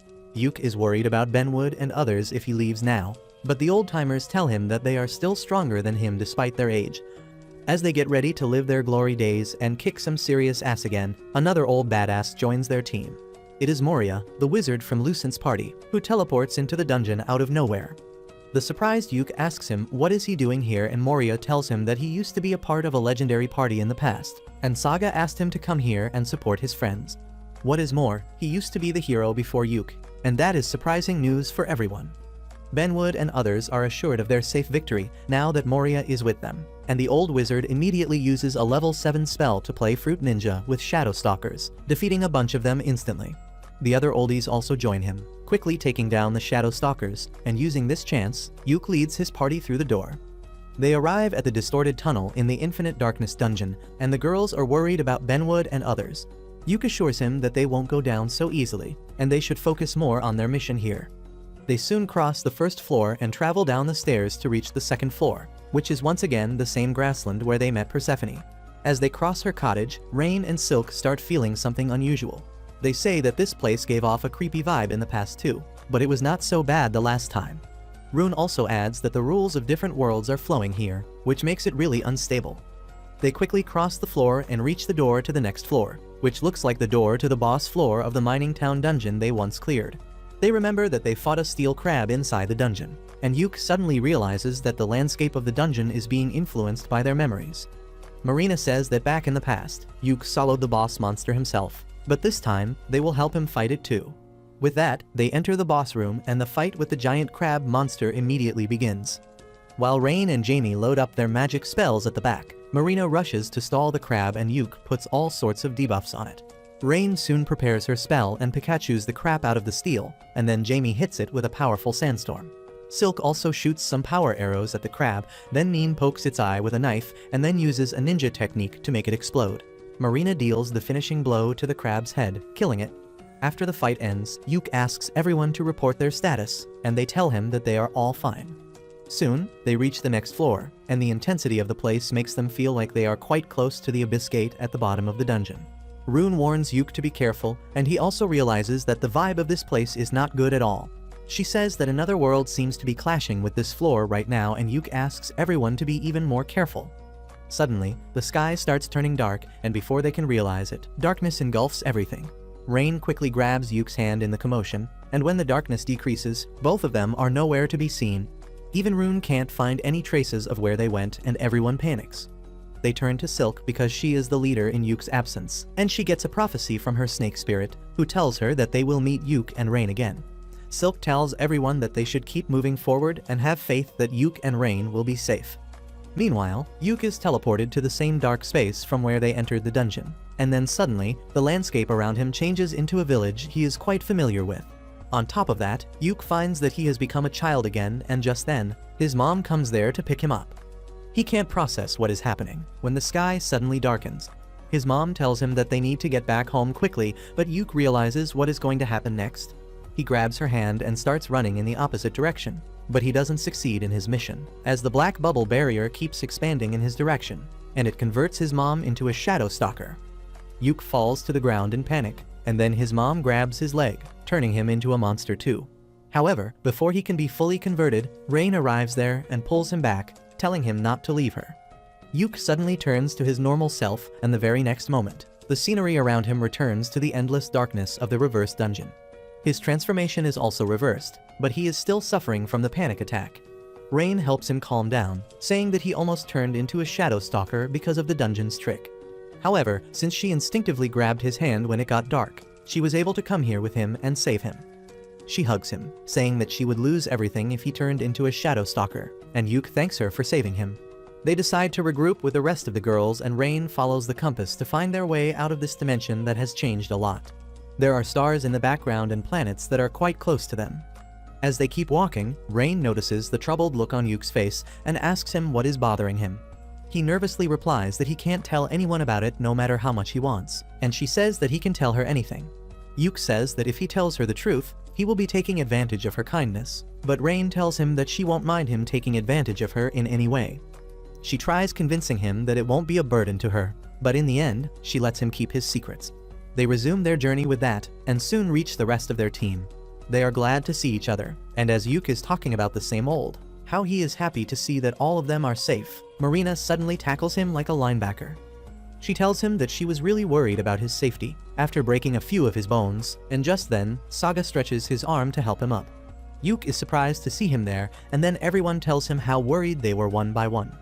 Yuke reveals that he was almost swallowed by the reverse dungeon, but Rain saved him, and Saga realizes that the Infinite Darkness dungeon considers him a threat enough to forcibly remove him.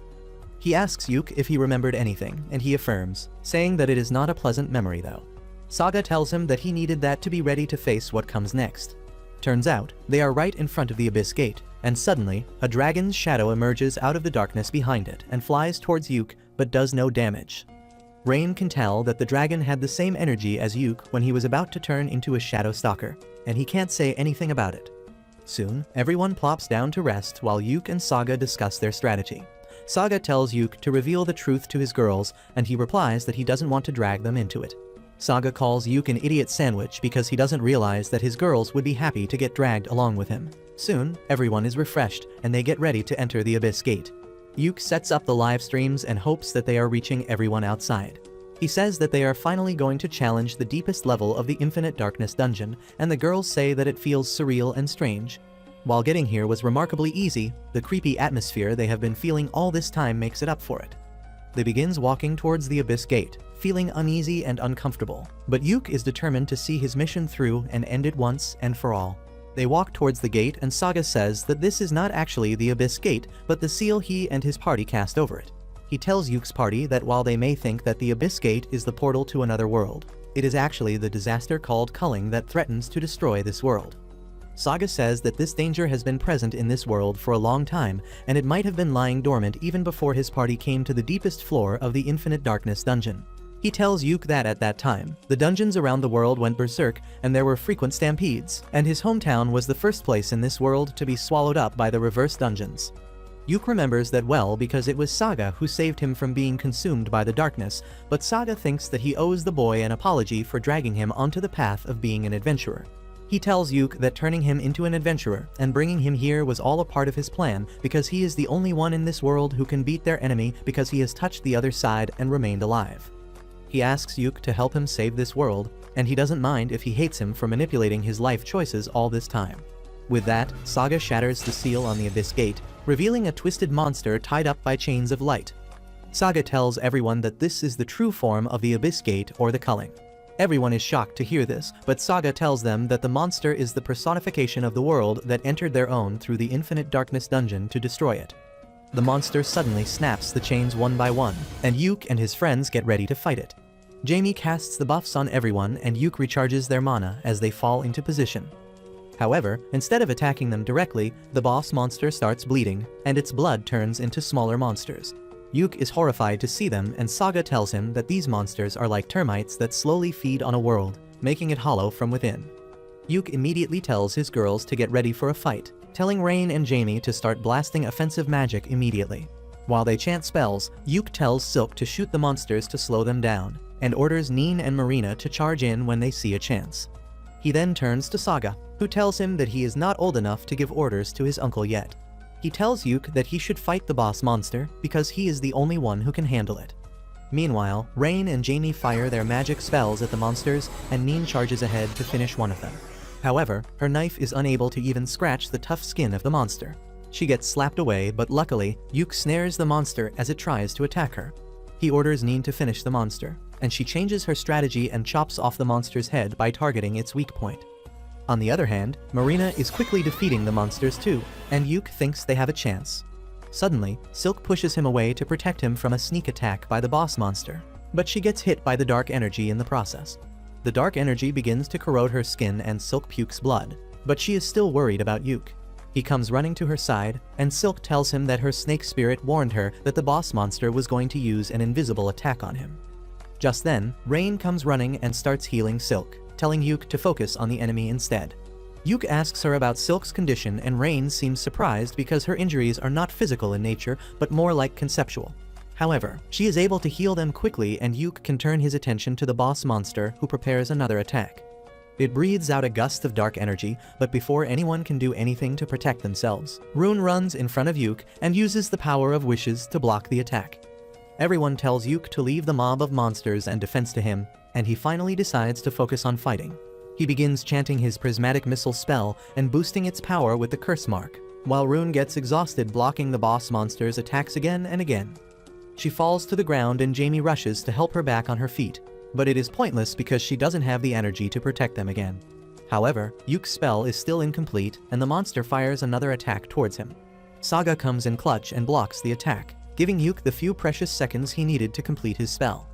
Unfortunately, he cannot hold back the powerful attack for long, and it begins to tear through his barrier, dealing serious damage to him. Saga, however, is not at all fazed by this, because Yuke is on the verge of fulfilling his lifelong dream to defeat the enemy of this world. Suddenly, the attack shatters his barrier, and just then, Yuke shoots his prismatic missile at the boss monster, who starts melting. As its molten flesh hits the ground, more small monsters are formed, but they also melt instantly because the power of the curse has already spread through the boss monster's entire body. Within a few seconds, the boss monster completely turns into mush, and then suddenly it vanishes in a bright flash. In its place, a mystical door appears and Yuke realizes that this is the true form of the Abyss Gate that leads to other worlds. He is glad that the fight is over, but that happiness is short-lived because he finds that Saga suffered severe injuries while protecting him. There is no scope for him to be healed back, and Yuke's heart breaks on seeing his uncle die. Saga tells him not to be sad because he is the hero, and he must always be strong and brave so that he can give hope to others. With that, the injuries finally claim Saga's life, and he turns into dust in Yuke's arms. Everyone starts crying for him, but they move on really quickly and go to inspect the Abyss Gate that shows glimpses of other worlds on the other side. Everyone congratulates Yuke on achieving his dream of reaching the Abyss Gate, and he tells them that he couldn't have done it without them. He declares that their mission is over now, and the girls immediately rush to hug him. Once they are done, Yuke says that the reverse dungeons all around the world should have vanished by now, and the world is safe. However, to make sure that nothing like that happens in the future, he needs to close the Abyss Gate. Jamie asks him how is he going to do that, and Yuke replies that the Abyss Gate can be closed only from the other side. Everyone panics on hearing this, and Yuke says that he will use the scroll of exit to send them back to the surface. The girls object, saying that he should not do it, but Yuke tells them that this is the only way, and he promised Saga that he will close the Abyss Gate if he fails to do it. Silk suggests that everyone should go together to the other side, and then they can use the scroll of exit to return home. Yuke tells her that it is a stupid idea because they don't know what kind of world will they enter. He says that the scroll might not work there, and in the worst case scenario, they might turn into monsters themselves.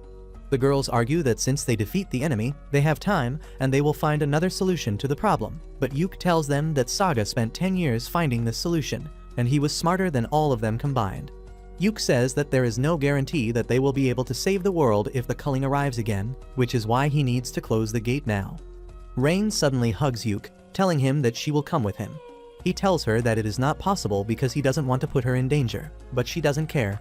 She tells him that she chooses to be by his side no matter the condition they are in, and everyone else agrees. They cling to Yuke, telling him that they will come with him, and he starts crying as he says that he can't let that happen because they are too important for him.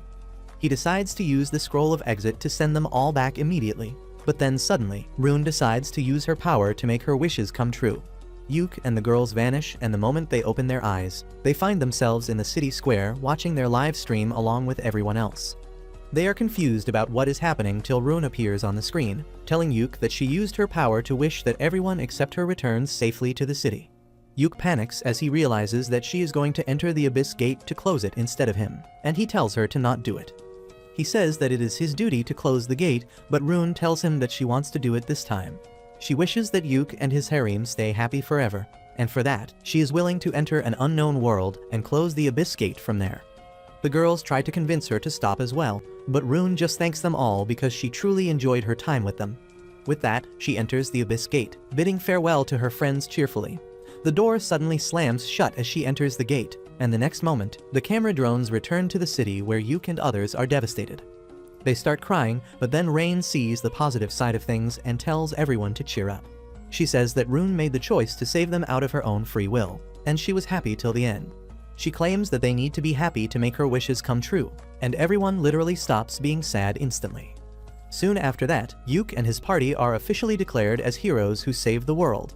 They get medals and rewards, and Silk gets promoted to a dungeon count like Yuke. Things go well for Mastoma as well because his main rival turned into a monster and was killed, and he thanks Yuke for everything. However, a problem arises because of Silk being made a noble. As it turns out, she is a princess from the Dark Elf Kingdom, and making her a noble in another country could lead to complications. So the king sends the entire Clover party to the Elf Kingdom so that they can explain things to them. While Yuke is nervous about visiting the kingdom because elves are not friendly with humans, he is also excited to see Silk's hometown, and he decides to consider it as another adventure with his harem. If you liked this video, please consider subscribing and watch the video on your screen next.